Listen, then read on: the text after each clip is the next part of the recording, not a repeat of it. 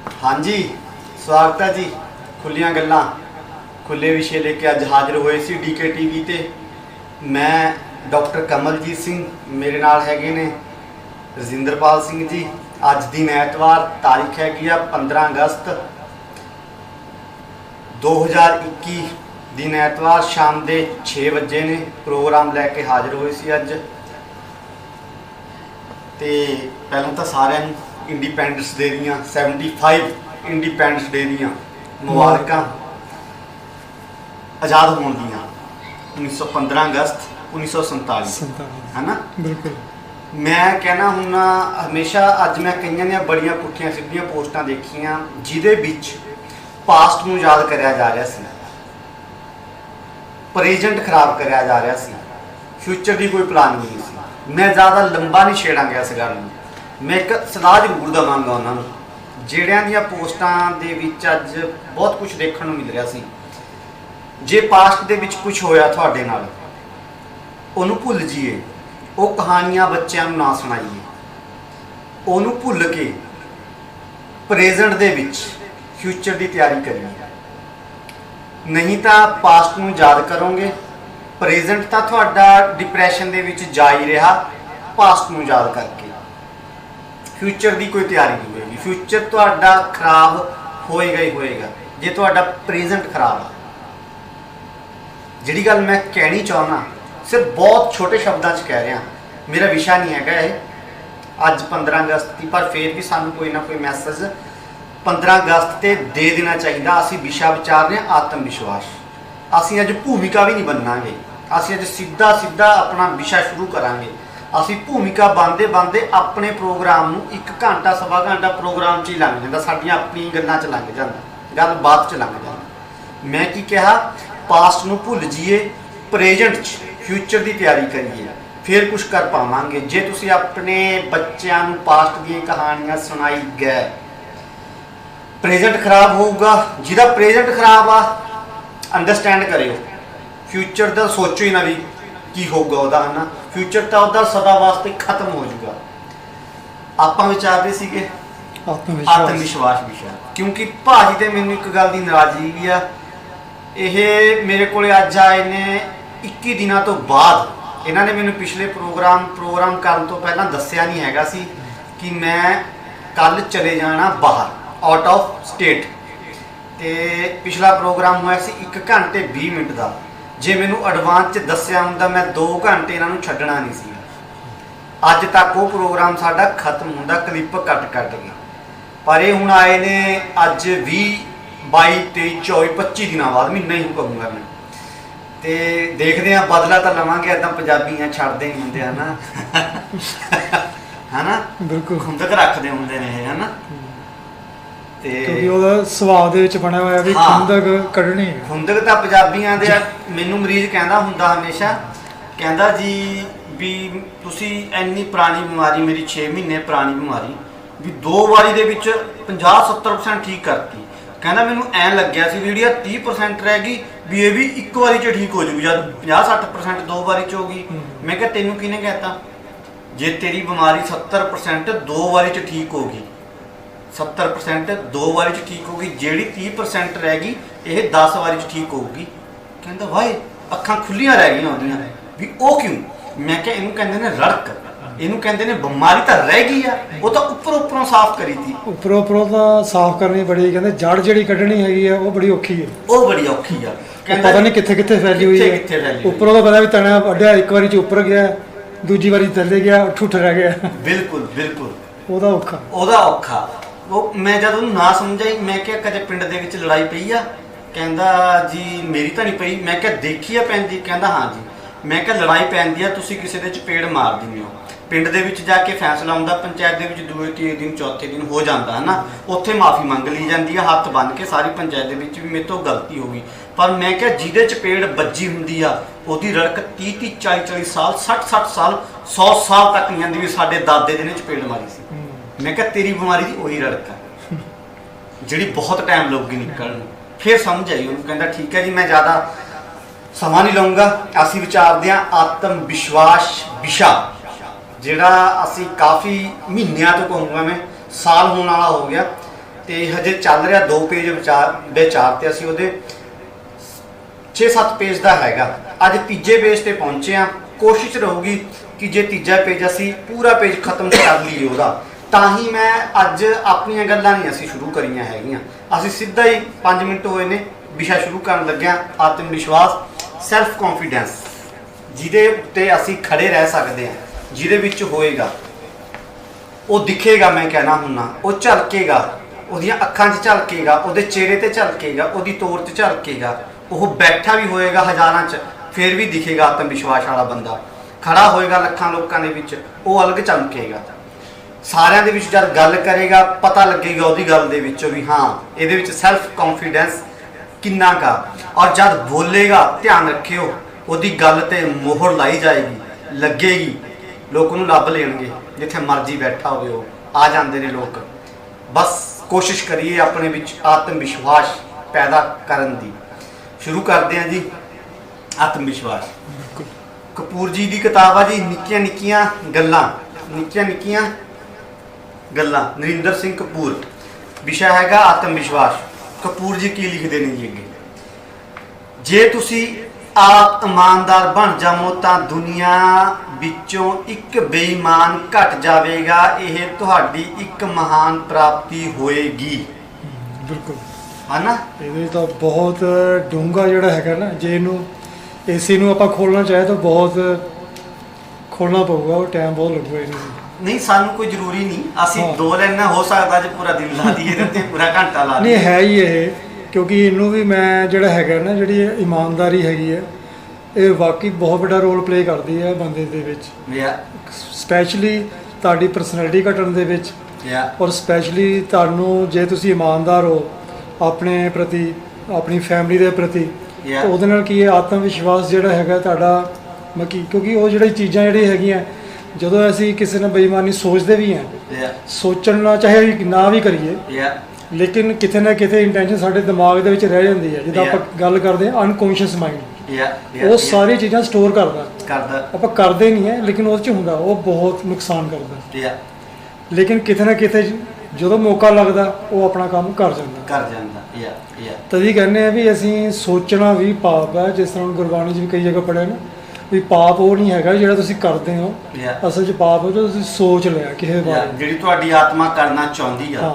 ਉਹ ਕਹਿੰਦਾ ਚਾਹੇ ਤੁਸੀਂ ਜਿੰਨੇ ਮਰਜ਼ੀ ਉਹ ਹੋ ਜਾਓ, ਮਤਲਬ ਤੁਸੀਂ ਚਿਕਨ ਖਾਣਾ ਛੱਡ ਕੇ ਧਾਰਮਿਕ ਪਹਿਰਾਵਾ ਪਾ ਲਓ।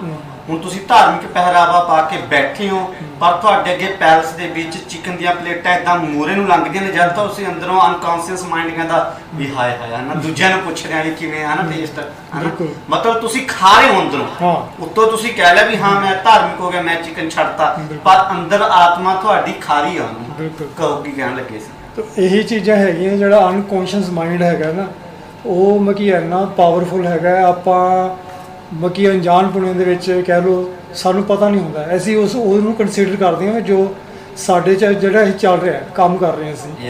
ਲੇਕਿਨ ਜਿਹੜੀ ਚੀਜ਼ਾਂ ਸਟੋਰ ਹੋ ਰਹੀਆਂ ਹੌਲੀ ਹੌਲੀ ਉਹ ਬਹੁਤ ਜਿਹੜਾ ਕਿ ਹਾਰਮਫੁਲ ਵੀ ਹੋ ਸਕਦੀਆਂ, ਉਹ ਤੁਹਾਡਾ ਵੱਡਾ ਨੁਕਸਾਨ ਵੀ ਕਰ ਸਕਦੀਆਂ, ਤੁਹਾਡੇ ਲਈ ਫਾਇਦੇਮੰਦ ਵੀ ਹੈ।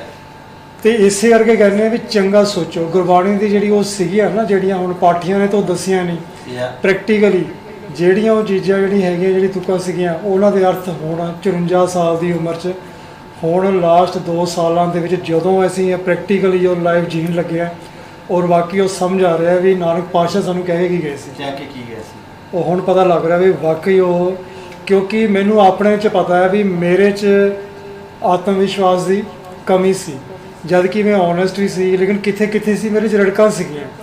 ਪਾਸਟ ਚਲੋ ਆਪਾਂ ਉਹਨੂੰ ਨਹੀਂ ਜ਼ਿਆਦਾ ਖੋਲਦੇ।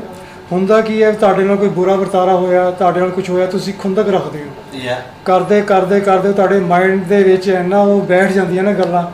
ਇਹ ਹੈ ਵੀ ਤੁਹਾਡਾ ਮੌਕਾ ਨਹੀਂ ਲੱਗਦਾ। ਮੈਂ ਤਾਂ ਇਹ ਕਹੂੰਗਾ ਵੀ ਮੌਕਾ ਨਹੀਂ ਲੱਗਦਾ, ਤੁਸੀਂ ਕਿਸੇ ਤਰ੍ਹਾਂ ਉਹਨੂੰ ਦਬਾ ਲੈਂਦੇ ਹੋ ਤੇ ਉਹ ਹੁੰਦਾ ਨਹੀਂ, ਲੇਕਿਨ ਜਦੋਂ ਮੌਕਾ ਲੱਗਦਾ ਤੁਸੀਂ ਉਹ ਕਰਦੇ ਹੋ ਫਿਰ। ਬਿਲਕੁਲ। ਤੇ ਜੇ ਅਸੀਂ ਤਦੀ ਹੈ ਵੀ ਜੇ ਤੁਸੀਂ ਚੰਗਾ ਯਾਨੀ ਕਿ ਉਹ ਕਹਿੰਦੇ ਨਾ ਵੀ ਨਹੀਂ, ਬੁਰਾ ਸੋਚਣਾ ਵੀ ਪਾਪ ਹੈਗਾ, ਔਰ ਵਾਕਈ ਉਹ ਸਹੀ ਗੱਲ ਹੈਗੀ ਹੈ ਵੀ ਜੇ ਤੁਸੀਂ ਸਹੀ ਆਪਣਾ ਜਿਹੜਾ ਹੈਗਾ ਵਿਚਾਰ ਜਿਹੜੇ ਹੈਗੇ ਆ, ਆਲਾ ਦੁਆਲਾ ਜਿਹੜਾ ਹੈਗਾ ਐਟਮੋਸਫੇਅਰ ਉੱਦਾਂ ਦਾ ਕ੍ਰੀਏਟ ਕਰ ਲਓ ਹੌਲੀ ਫੈਮਿਲੀ ਦੇ ਵਿੱਚ। ਉਹ ਬੱਚਿਆਂ ਦੇ ਵਾਸਤੇ ਵੀ ਬੜਾ ਵਧੀਆ, ਤੇ ਤੁਹਾਡੇ ਲਈ ਤਾਂ ਚਲੋ ਵਧੀਆ ਹੈਗਾ, ਤੁਸੀਂ ਬਹੁਤ ਮਕੀ ਉਮਰ ਜਿੱਦਾਂ ਆਪਾਂ ਹੰਡਾ ਲਈ, ਹੁਣ ਸਾਨੂੰ ਗੱਲਾਂ ਸਮਝ ਆ ਰਹੀਆਂ, ਅਸੀਂ ਆਪਣੇ ਤੇ ਵੀ ਕੰਮ ਕਰ ਰਹੇ, ਸਾਨੂੰ ਲੱਗਣਾ ਟਾਈਮ, ਮੈਨੂੰ ਟਾਈਮ ਲੱਗ ਰਿਹਾ, ਹੈਬਿਟਸ ਜ਼ਰੂਰ ਹੈ ਵੀ ਚੇਂਜ ਕਰ ਲਈਆਂ, ਲੇਕਿਨ ਉਹ ਕਿਤੇ ਬੈਠੀਆਂ, ਆਪਾਂ ਮੋਟੀਵੇਸ਼ਨਲ ਸਪੀਕਰਾਂ ਨੂੰ ਸੁਣਦੇ ਆ, ਪ੍ਰਭਾਵ ਪੈਂਦਾ, ਇੱਕ ਦੂਜੇ ਦਿਨ ਕੀ ਹੁੰਦਾ ਹੈ ਫਿਰ ਉੱਥੇ ਆਉਂਦੇ ਆ। ਗੱਲ ਕੀ ਹੈਗੀ ਹੈ ਕਿ ਉਹ ਅਨਕੌਂਸ਼ੀਅਸ ਮਾਈਂਡ 'ਚ ਇੰਨਾ ਕੁਝ ਸਟੋਰ ਹੋਇਆ ਪਿਆ, ਉਹ ਐਡੀ ਛੇਤੀ ਨਿਕਲਦਾ ਨਹੀਂ, ਇਸੇ ਕਰਕੇ। ਲੇਕਿਨ ਸ਼ੁਰੂਆਤ ਤਾਂ ਸਾਨੂੰ ਕਰਨੀ ਪਊਗੀ, ਜੇ ਅਸੀਂ ਉਹਨੂੰ ਸ਼ੁਰੂਆਤ ਨੂੰ ਕਰਕੇ ਅੱਜ ਤੋਂ ਹੀ ਉਹਦੇ ਤੇ ਕੰਮ ਕਰਨਾ ਸ਼ੁਰੂ ਕਰ ਦਿਓ, ਮੇਰਾ 3 ਸਾਲਾਂ ਨੂੰ ਠੀਕ ਹੋ ਜੂ, 4 ਨੂੰ ਹੋ ਜੂ, ਲੇਕਿਨ ਜੇ ਤੁਸੀਂ ਆਪਣੇ ਉਸ ਰਸਤੇ ਤੁਰ ਪਏ, ਬੱਚਿਆਂ ਦਾ ਤਾਂ ਬਹੁਤ ਜਲਦੀ ਹੋ ਜੂ, ਨਹੀਂ ਤਾਂ ਉਹਨਾਂ ਨੂੰ ਨੁਕਸਾਨ ਬੜਾ ਝੱਲਣਾ ਪੈਣਾ। ਜਿਹੜੀ ਗੱਲ ਕੀਤੀ ਹੈ ਨਾ ਵੀ ਇੰਡੀਪੈਂਡੈਂਸ ਡੇ ਦੀ ਆਪਾਂ ਪਾਸ ਨੂੰ ਹੀ ਉਹਨੂੰ ਖਰੀਦੀ ਜਾਂਦੇ ਆ, ਬਾਰ ਬਾਰ ਇਦਾਂ ਹੋਇਆ ਵੀ ਅੱਜ ਕੀ ਹੈਗੇ ਅਸੀਂ, ਸਾਡੇ ਕੋਲ ਕੀ ਹੈਗਾ, ਉਹ ਰਿਸੋਰਸਾਂ ਨੂੰ ਆਪਾਂ ਲੈ ਕੇ ਫਿਊਚਰ ਦੀ ਪਲਾਨਿੰਗ ਕਰੀਏ। ਬੱਚਿਆਂ ਨੂੰ ਲੋੜ ਹੀ ਨਹੀਂ ਦੱਸਣ ਦੀ, ਉਹਦਾ ਕੋਈ ਫਾਇਦਾ ਵੀ ਨਹੀਂ ਹੈਗਾ। ਉਹਨਾਂ ਨੂੰ ਇਹ ਦੱਸੀਏ ਵੀ ਦੇਖੋ ਜੇ ਤੁਸੀਂ ਇਦਾਂ ਦੀ ਲਾਈਫ ਜੀਣੀ ਹੈ ਤੇ ਇਦਾਂ ਸਾਨੂੰ ਆਪਾਂ ਕਰਨਾ ਪਏਗਾ, ਆਹ ਸਾਡੀ ਪਲਾਨਿੰਗ ਹੈ। ਉਹਨਾਂ ਦੇ ਆਲੇ ਦੁਆਲੇ ਜਿਹੜਾ ਹੈਗਾ ਉੱਦਾਂ ਦਾ ਹੀ ਐਟਮੋਸਫੇਅਰ, ਉਹ ਜਿਹੀ ਗੱਲਾਂ ਹੀ ਨਾ ਛੇੜੋ। ਤੇ ਉਹ ਜਿਹੜਾ ਹੈਗਾ, ਜਿਹੜੀ ਗੱਲ ਹੈਗੀ ਹੈ ਵੀ ਬੇਈਮਾਨੀ ਦੀ, ਤੇ ਬੇਈਮਾਨੀ ਤਾਂ ਵਾਕਈ ਬਹੁਤ ਵੱਡਾ ਰੋਲ, ਜੇ ਅਸੀਂ ਬੇਈਮਾਨ ਹੁੰਦੇ ਨਾ ਕਿਸੇ ਤਰ੍ਹਾਂ, ਉਹ ਸਾਨੂੰ ਕਮਜ਼ੋਰ ਕਰਦੀ ਹੈ, ਆਤਮਿਕ ਤੌਰ ਤੇ ਕਮਜ਼ੋਰ ਹੁੰਦੇ ਆ, ਚਾਹੇ ਅਸੀਂ ਰੱਬ ਦਾ ਨਾਂ ਲਈਏ ਚਾਹੇ ਨਾ ਲਈਏ, ਉਹ ਇੱਕ ਸੈਕੰਡਰੀ ਚੀਜ਼ ਹੈ। ਲੇਕਿਨ ਤੁਸੀਂ ਵੀਕ ਹੁੰਦੇ ਹੋ, ਜਿੰਨਾ ਤੁਸੀਂ ਬੇਈਮਾਨੀ ਦੂਸਰੇ ਨਾਲ ਨੁਕਸਾਨ ਕਰੀ ਜਾਓਗੇ, ਤੁਸੀਂ ਆਪ ਵੀਕ ਹੋਵੋਗੇ, ਔਰ ਤੁਸੀਂ ਅੱਖ ਨਾਲ ਅੱਖ ਮਿਲਾ ਕੇ ਗੱਲ ਨਹੀਂ ਕਰ ਸਕਦੇ। ਜਿਹੜਾ ਇੱਦਾਂ ਦਾ ਬੰਦਾ ਉਹ ਜੇ ਜ਼ੋਰ ਨਾਲ ਬੋਲਣ ਦੀ ਕੋਸ਼ਿਸ਼ ਕਰਦਾ ਵੀ ਮੈਂ ਨਹੀਂ, ਵੀ ਮੇਰੇ 'ਚ ਹੈਗਾ ਕੌਨਫੀਡੈਂਸ, ਲੇਕਿਨ ਦੂਜਾ ਜਦੋਂ ਐਂ ਦੇਖਦਾ ਹੈ ਨਾ, ਜ਼ੋਰ ਕੀ 2-4 ਲਾਈਨਾਂ ਬੋਲ ਕੇ ਜ਼ੋਰ ਕੀ ਬਾਅਦ ਦੇ ਵਿੱਚ ਸ਼ਰਮਿੰਦਾ ਹੋ ਕੇ ਆਪੇ ਨੀਵੀਂ ਪਾ ਲੈਂਦਾ, ਹੈ ਨਹੀਂ ਅੰਦਰ। ਤੇ ਉਹ ਚੀਜ਼ ਮੈਨੂੰ ਯਾਦ ਆ ਗਈ, ਵਾਕਈ ਇਹ ਬਹੁਤ ਵੱਡਾ ਫੈਕਟ ਹੈ। ਬਿਲਕੁਲ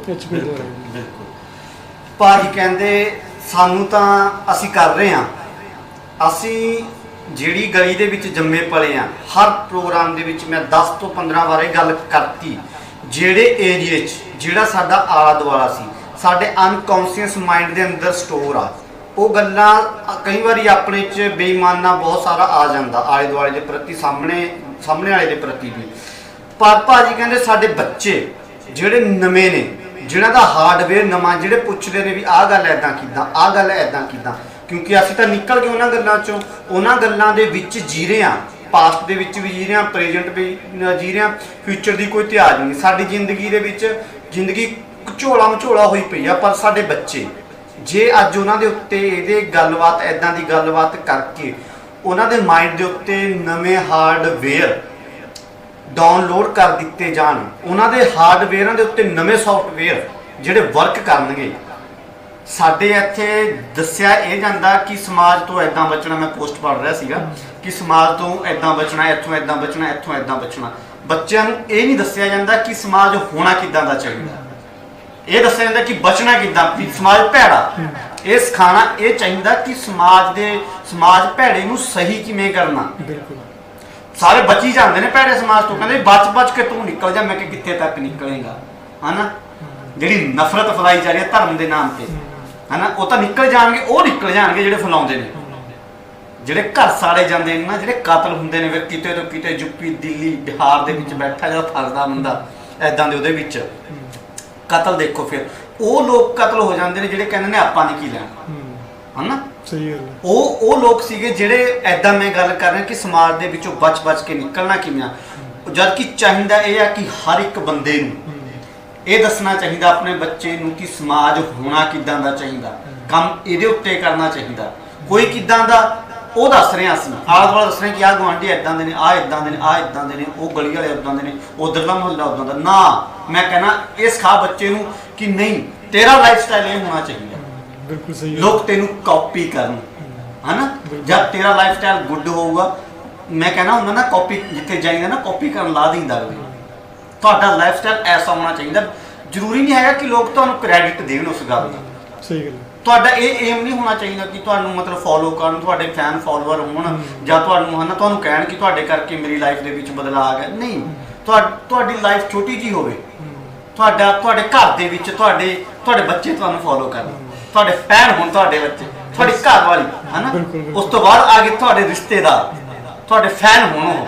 ਉਸ ਤੋਂ ਬਾਅਦ ਆ ਗਏ ਤੁਹਾਡੇ ਆਲੇ ਦੁਆਲੇ ਆਂਢ ਗੁਆਂਢ ਮਹੱਲਾ ਹਨਾ, ਜਿੱਡੀ ਤੁਹਾਡੀ ਪਹੁੰਚ ਆ, ਜਿੰਨੇ ਲੋਕ ਤੁਹਾਡੇ ਦਾਇਰੇ ਦੇ ਅੰਦਰ ਆਉਂਦੇ ਨੇ। ਤੁਹਾਡੇ ਦਾਇਰੇ ਦੇ ਅੰਦਰ ਪੂਰੀ ਗਲੀ ਆ, ਤੁਹਾਡੇ ਦਾਇਰੇ ਦੇ ਅੰਦਰ ਪੂਰਾ ਪਿੰਡ ਆ, ਤੁਹਾਡੇ ਦਾਇਰੇ ਦੇ ਅੰਦਰ ਪੂਰੀ ਇੱਕ ਮੈਂ ਕਹੂੰਗਾ ਮੰਡੀ ਆ, ਇੱਕ ਪੂਰਾ ਸ਼ਹਿਰ ਆ, ਪੂਰੀ ਪੰਜਾਬ ਆ, ਪੂਰੇ ਇੰਡੀਆ ਲੈਵਲ ਤੇ ਤੁਸੀਂ ਕੰਮ ਕਰ ਸਕਦੇ ਹੋ, ਕਰੋ।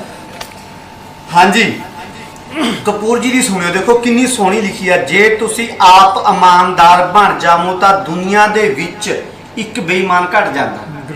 ਅਸੀਂ ਇਹ ਗੱਲ ਕਹਿੰਦੇ ਆ ਕਿ ਉਹਨਾਂ ਵੀ ਸਿਸਟਮ ਇਮਾਨਦਾਰ ਨੂੰ ਫਲਾਣਾ ਬੇਈਮਾਨਾ ਟਮਕਾਣਾ ਬੇਈਮਾਨਾ। ਮੇਰਾ ਦੋਸਤ ਮੇਰੇ ਕੋਲੇ ਬੈਠਾ ਕਹਿੰਦਾ ਸਰਕਾਰਾਂ ਬੇਈਮਾਨ ਨੇ, ਸਿਸਟਮ ਗੰਦਾ ਕਹਿੰਦਾ। ਮੈਂ ਕਿਹਾ ਹੈਲੋ, ਅਸੀਂ ਕਿੱਥੇ ਕਿੱਥੇ ਇਮਾਨਦਾਰ ਹਾਂ, ਆਪਣੇ ਕੰਮ 'ਚ ਦੱਸ। ਮੈਂ ਕਿਹਾ ਕਿੱਥੇ ਕਿੱਥੇ ਬੇਈਮਾਨਾ ਕਰਦਾ ਤੂੰ?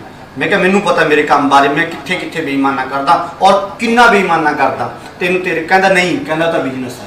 ਮੈਂ ਕਿਹਾ ਉਹਨਾਂ ਦਾ ਹੀ ਬਿਜ਼ਨਸ ਹੈ, ਫਿਰ ਤੂੰ ਉਹਨਾਂ ਨੂੰ ਕਿਵੇਂ ਬੇਈਮਾਨ ਕਹਿ ਸਕਦਾ? ਸਰਕਾਰਾਂ ਦਾ ਵੀ ਬਿਜ਼ਨਸ ਆ, ਜੇ ਤੂੰ ਆਪਣੇ ਬੇਈਮਾਨੇ ਨੂੰ ਬਿਜ਼ਨਸ ਕਹਿਣਾ ਤਾਂ ਉਹ ਵੀ ਬਿਜ਼ਨਸ ਕਹਿ ਕੇ ਦੂਰ ਹੋ ਜਾਣਗੇ ਵੀ ਸਾਡਾ ਬਿਜ਼ਨਸ ਹੈ। ਤੁਹਾਨੂੰ ਇਮਾਨਦਾਰ ਹੋਣਾ ਪੈਣਾ, ਆਪਣੇ ਆਪ ਨਾਲ ਇਮਾਨਦਾਰ ਹੋਣਾ ਪੈਣਾ। ਤੁਹਾਨੂੰ ਆਪਣਾ ਜਿਹੜਾ ਤੁਹਾਡਾ ਕੀਤਾ ਉਹਦੇ 'ਚ ਇਮਾਨਦਾਰੀ ਕੀ ਹੈ? ਇਹ ਕਹਿੰਦਾ ਵੀ ਇਹ ਕਹਿੰਦਾ ਜੇ ਤੁਸੀਂ ਆਪ ਇਮਾਨਦਾਰ ਬਣ ਜਾਓ ਤਾਂ ਦੁਨੀਆ ਦੇ ਵਿੱਚ ਇੱਕ ਬੇਈਮਾਨ ਘਟ ਜਾਊਗਾ। ਹਰ ਇੱਕ ਬੰਦੇ ਨੂੰ ਆਪਣੀ ਜਗ੍ਹਾ ਤੇ ਬੈਠ ਕੇ ਇਮਾਨਦਾਰ ਹੋ ਜਾਣਾ ਚਾਹੀਦਾ ਆਪਣੇ ਕੰਮ ਦੇ ਪ੍ਰਤੀ। ਜਿਹੜੇ ਕਾਰੋਬਾਰ 'ਚ ਹੈਗਾ, ਮੈਂ ਕਹਿੰਦਾ ਜੇ ਇੱਕ ਨੂੰਹ ਸੱਸ ਦੇ ਪ੍ਰਤੀ ਇਮਾਨਦਾਰ ਹੋ ਜੇ। ਦੇਖੋ ਛੋਟੀ ਜੀ ਗੱਲ ਹੈ, ਇੱਕ ਘਰ ਤੋਂ ਸ਼ੁਰੂ ਕਰ ਦਿੰਦੇ ਆਪਾਂ ਨੂੰ ਕਹਿੰਦੇ SHO DSP ਇਮਾਨਦਾਰ ਹੋ ਜੇ, ਉਹ ਪਤਾ ਨਹੀਂ ਕਿੰਨਾ ਸਮਾਂ ਲੱਗੇਗਾ ਹਨਾ। ਇੱਕ ਪਟਵਾਰੀ ਇਮਾਨਦਾਰ ਹੋ ਜੇ, ਵਕੀਲ ਜੱਜ ਇਮਾਨਦਾਰ ਹੋ ਜੇ, ਇੱਕ ਡਾਕਟਰ ਇਮਾਨਦਾਰ ਹੋ ਜਾਵੇ ਆਪਣੀ ਥਾਂ ਤੇ ਹਨਾ। ਅਗਲਾ ਬੋਲ ਰਿਹਾ ਹਨਾ ਮੇਰੀ ਤਾਂ ਕੋਠੀ ਦਾ ਕੰਮ ਛਿੜ ਰਿਹਾ ਹਨਾ, ਮੇਰੇ ਤਾਂ ਲੈਂਟਰ ਪੈਣ ਵਾਲਾ, ਤੂੰ ਸਾਨੂੰ ਕਹਿ ਰਿਹਾ ਇਮਾਨਦਾਰ ਹੋ ਜਾ। ਲੈਂਟਰ ਦਾ ਪੈ ਜਾਂਦਾ, ਬਾਅਦ 'ਚ ਦੇਖ ਲਾਂਗੇ ਹਨਾ। ਮੈਂ ਤਾਂ ਕਹਿੰਦਾ ਫੋਰਚੂਨਰ ਦੀ ਕਿਸ਼ਤ ਆ ਰਹੀ ਹੈ ਮੇਰੀ ਤਾਂ 25-30 ਹਜ਼ਾਰ ਫੋਰਚੂਨਰ ਦੀ ਕਿਸ਼ਤ ਆ, ਤੂੰ ਕਹਿੰਦਾ ਇਮਾਨਦਾਰ ਹੋ ਜਾ। ਤਾਂ ਕਹਿਣਾ ਛੋਟੇ ਲੈਵਲ ਤੋਂ ਇਮਾਨਦਾਰੀ, ਘਰ ਦੇ ਵਿੱਚੋਂ ਇਮਾਨਦਾਰੀ, ਆਪਣੇ ਭਾਈ ਦੇ ਪ੍ਰਤੀ ਇਮਾਨਦਾਰੀ, ਆਪਣੀ ਭੈਣ ਦੇ ਪ੍ਰਤੀ ਇਮਾਨਦਾਰੀ, ਜੀਜੇ ਦੇ ਪ੍ਰਤੀ ਇਮਾਨਦਾਰੀ, ਮਾਂ ਦੇ ਪ੍ਰਤੀ, ਆਪਣੇ ਬਾਪ ਦੇ ਪ੍ਰਤੀ, ਆਪਣੇ ਰਿਸ਼ਤਿਆਂ ਦੇ ਪ੍ਰਤੀ ਇਮਾਨਦਾਰੀ। ਕਿ ਇੱਕ ਬੇਈਮਾਨ ਘਟ ਜੂ ਜੇ ਸਾਰੇ ਇੱਕ ਦੂਜੇ ਦੇ ਪ੍ਰਤੀ ਇਮਾਨਦਾਰੀ ਵਰਤਣ ਲੱਗ ਜਾਣ, ਰਿਸ਼ਤੇ ਵਰਤੇ ਨਾ ਜਾਣ, ਕਿੰਨੇ ਇਮਾਨਦਾਰ ਲੋਕ ਹੋਣਗੇ, ਕਿੰਨੇ ਬੇਈਮਾਨ ਲੋਕ ਘਟ ਜਾਣਗੇ। ਬਿਲਕੁਲ ਅਸੀਂ ਕੀ ਕਰਦੇ ਇੱਥੇ ਥੋੜੀ ਜਿਹੀ ਗੱਲ ਹੋਰ ਐਡ ਕਰਦੇ ਨੇ ਵੀ ਕੰਮ ਜਿਹੜਾ ਹੈਗਾ ਨਾ ਹਮੇਸ਼ਾ ਜਿਹੜਾ ਹੈਗਾ ਆਪਣੇ ਤੇ ਹੀ ਕਰਨਾ ਹੁੰਦਾ ਵੀ ਆਪਾਂ ਕੀ ਕਰਦੇ ਆ, ਆਪਾਂ ਦੂਸਰੇ ਨੂੰ ਕਹਿੰਦੇ ਵੀ ਇਹ ਇਮਾਨਦਾਰ ਹੋ ਜੇ ਜਾਂ ਇਹ ਆਪਣੇ ਆਪ ਨੂੰ ਚੇਂਜ ਕਰੇ ਵੀ ਝੂਠ ਬਹੁਤ ਬੋਲਦਾ, ਇਹ ਇਦਾਂ ਕਰਦਾ, ਜਦ ਕਿ ਅਸੀਂ ਜਿਹੜਾ ਕੰਮ ਕਰ ਸਕਦੇ ਆ ਅਸੀਂ ਉਹ ਕਰੀਏ। ਅਸੀਂ ਕੀ ਕਰ ਸਕਦੇ, ਆਪਣੇ ਆਪ ਨੂੰ ਚੇਂਜ ਕਰ ਸਕਦੇ ਆ। ਦੂਸਰਾ ਹੁੰਦਾ ਨਹੀਂ ਹੁੰਦਾ ਸਾਨੂੰ ਕੀ, ਅਸੀਂ ਜਿੰਨਾ ਮਰਜ਼ੀ ਸਾਰੀ ਉਮਰ ਲੱਗੇ ਰਵਾਂਗੇ, ਲੇਕਿਨ ਆਪਣੇ ਤਾਂ ਕਰ ਸਕਦੇ ਹਾਂ। ਉਹੀ ਗੱਲ ਹੈਗੀ ਹੈ ਵੀ ਜੇ ਅਸੀਂ ਆਪਣੇ ਤੇ ਕੰਮ ਕਰ ਲਈਏ ਤੇ ਇੱਕ ਬੇਈਮਾਨ ਘਟ ਜਾਊ, ਤੇ ਜੇ ਸਾਰੇ ਇਹੀ ਸੋਚ ਲੈਣਗੇ ਯਾਰ ਮੈਂ ਆਪਣੇ ਆਪ ਨੂੰ ਕਰਨਾ ਤੇ ਬੇਈਮਾਨੀ ਤਾਂ ਆਪਣੇ ਬੇਈਮਾਨੀ ਦੇਖੋ ਤੁਸੀਂ ਕਿੱਦਾਂ ਜਾਏਗੀ ਸਫਾਈ ਹੁੰਦੀ, ਕਿੱਦਾਂ ਸਮਾਜ ਦੀ ਜਿਹੜੀ ਬੇਈਮਾਨੀ ਦੇ ਵਾਲੇ ਲੋਕ ਨੇ, ਬੇਈਮਾਨ ਕੰਮ ਨੇ। ਸਰਕਾਰਾਂ ਵੀ ਤੁਹਾਡੇ ਪ੍ਰਤੀ ਇਮਾਨਦਾਰ ਹੋ ਜਾਣਗੀਆਂ ਜਿੱਦਾਂ ਦੀ ਪਬਲਿਕ ਹੋ ਜੂਗੀ। ਬਿਲਕੁਲ ਸਹੀ ਗੱਲ ਹੈ। ਪਬਲਿਕ ਕਹਿੰਦੀ ਸਰਕਾਰ ਇਮਾਨਦਾਰ ਹੋਵੇ, ਅਸੀਂ ਨਹੀਂ। ਮੈਂ ਕਹਿਣਾ ਹੁੰਦਾ ਹੈਲੋ, ਇੱਕ ਦੁਕਾਨ ਲੈ ਸ਼ਹਿਰ ਦੀ, ਖੁੰਝੇ ਤੋਂ ਦੇਖ, ਹਰ ਇੱਕ ਦਾ ਵਰਕ ਚੈੱਕ ਕਰ, ਦੇਖ ਇਮਾਨਦਾਰੀ ਕਿੰਨੀ ਹੈ ਦੁਕਾਨਦਾਰਾਂ ਦੇ ਵਿੱਚ। ਜਿਹੜਾ ਜਿੰਨਾ ਜੀਤੋਂ ਹੁੰਦਾ ਰੱਜ ਕੇ ਬੇਈਮਾਨਾ ਕਰੋ, ਰੱਜ ਕੇ। ਮੈਂ ਕਿਹਾ ਤੂੰ ਨਾਮ ਲੈ ਕਿਸੇ ਬਿਜ਼ਨਸ ਦਾ, ਕਿਸੇ ਵੀ ਕਾਰੋਬਾਰ ਦਾ ਨਾਮ ਲੈ, ਮੈਂ ਦੱਸੂ ਤੈਨੂੰ ਕਿਵੇਂ ਬੇਈਮਾਨੀ ਹੁੰਦੀ ਹੈ ਉਹਦੇ 'ਚ। ਬਿਲਕੁਲ ਮੈਂ ਕਿਹਾ ਦੱਸ, ਡੈਰੀ ਵਾਲੇ ਬਾਰੇ ਦੱਸਾਂ, ਲੋਟਰੀ ਵਾਲੇ ਬਾਰੇ ਦੱਸਾਂ, ਖੁਦ ਡਾਕਟਰਾਂ ਦੱਸਾਂ ਕਿੱਥੇ ਕਰਦੇ ਆ ਹਨਾ, ਵਕੀਲ ਦੱਸਾਂ ਕਿੱਥੇ ਕਰਦਾ। ਮੈਂ ਕਿਹਾ ਹਰ ਇੱਕ ਬੰਦਾ, ਛੋਟੇ ਬਿਜ਼ਨਸ ਤੋਂ ਲੈ ਕੇ ਪੈਂਚਰਾਂ ਦੱਸਾਂ ਮੈਂ ਕਿਹਾ ਕਿੱਥੇ ਕਰਦਾ। ਸਹੀ ਗੱਲ ਹੈ ਹਨਾ। ਤੁਸੀਂ ਕਹਿੰਦੇ ਹੋ ਸਰਕਾਰਾਂ ਇਮਾਨਦਾਰ, ਮੈਂ ਕਹਿੰਦਾ ਖੁਦ ਇਮਾਨਦਾਰੀ ਪੈਦਾ ਕਰ ਆਪਣੇ ਆਪ ਦੇ ਵਿੱਚ, ਔਰ ਸਵਾਦ ਦੇਖੀ ਉਸ ਕਮਾਈ ਦਾ, ਆਨੰਦ ਦੇਖੀ ਉਸ ਕਮਾਈ ਦਾ, ਸੈਲਫ ਕੌਨਫੀਡੈਂਸ ਦੇਖੀ ਆਪਣੇ ਆਪ ਦੇ ਵਿੱਚ, ਦੇਖੀ ਕਿੰਨਾ ਮਜ਼ਾ ਆਉਂਦਾ। ਫਿਰ ਇਮਾਨਦਾਰ ਦੇ ਪੈਸੇ ਨਾਲ ਕੁਝ ਵੀ ਖਰੀਦ ਲਿਆ, ਛੋਟੀ ਜਿਹੀ ਚੀਜ਼ ਵੀ ਖਰੀਦ ਲਿਆ, ਉਹਨੂੰ ਵਰਤਣ ਦਾ ਨਜ਼ਾਰਾ ਬੜਾ ਪੁਰਾਣੀ ਹੋਊਗੀ, ਫੀਲਿੰਗ ਬੜੀ ਅੱਛੀ ਆਉਂਦੀ ਆ। ਬੇਈਮਾਨੇ ਦੇ ਪੈਸੇ ਨਾਲ ਖਰੀਦ ਲਾ, ਸਵਾਦ ਨਹੀਂ ਆਉਂਦਾ, ਆਨੰਦ ਨਹੀਂ ਆਉਂਦਾ, ਸੈਟੀਸਫੈਕਸ਼ਨ ਨਹੀਂ ਹੁੰਦੀ, ਭੁੱਲ ਜਾਂਦੇ ਆ 6 ਮਹੀਨੇ 'ਚ ਉਸ ਚੀਜ਼ ਨੂੰ। ਜਿਹੜੇ ਸ਼ਾਰਟ 'ਚ ਪੈਸੇ ਆਉਂਦੇ ਨੇ, ਦੇਖਦਾ ਵੀ ਨਹੀਂ ਇਸ ਤੋਂ ਵੱਡੀ, ਫਿਰ ਬੇਈਮਾਨਾ ਵੱਡਾ ਕਰ ਹਨਾ। ਉਹ ਕਹਿੰਦਾ ਵੀ ਨਹੀਂ ਸਵਾਦ ਨਹੀਂ ਆਇਆ ਹਜੇ ਵੀ ਹਨਾ, ਪਹਿਲਾਂ ਲਿਆਇਆ ਸੀ ਬੇਈਮਾਨਾ ਕਰਕੇ 3 ਲੱਖ ਦੀ ਗੱਡੀ, ਕਹਿੰਦਾ ਨਾ ਸਵਾਦ ਨਹੀਂ ਆ ਰਿਹਾ, ਬੇਈਮਾਨਾ ਵੱਧਦਾ ਜਾ ਰਿਹਾ, ਬੜੇ ਹੱਥ ਮਾਰਦਾ ਹੁਣ ਲਿਆਇਆ 10 ਦਿਨ, ਕਹਿੰਦਾ ਨਹੀਂ 5 ਸਾਲ ਬਾਅਦ ਹਜੇ ਵੀ ਨਹੀਂ ਆ ਰਹੀ, ਫੋਰਚੂਨਰ ਲੈਣੀ ਹਨਾ, ਕਹਿੰਦਾ ਹੁਣ ਕੀ ਕਰੇ, ਕਹਿੰਦਾ ਪਹਿਲਾਂ ਤਾਂ ਫੀਮ ਭੁੱਕੀ ਵੇਚਦੇ ਸੀ, ਹੁਣ ਸਮੈਕ ਵੇਚਿਆ ਕਰਾਂਗੇ, ਹਨਾ। ਉਹ 'ਚ ਜ਼ਿਆਦਾ ਪ੍ਰੋਫਿਟ, ਉਹਦੇ 'ਚ ਜ਼ਿਆਦਾ ਪ੍ਰੋਫਿਟ ਆ, ਹਨਾ।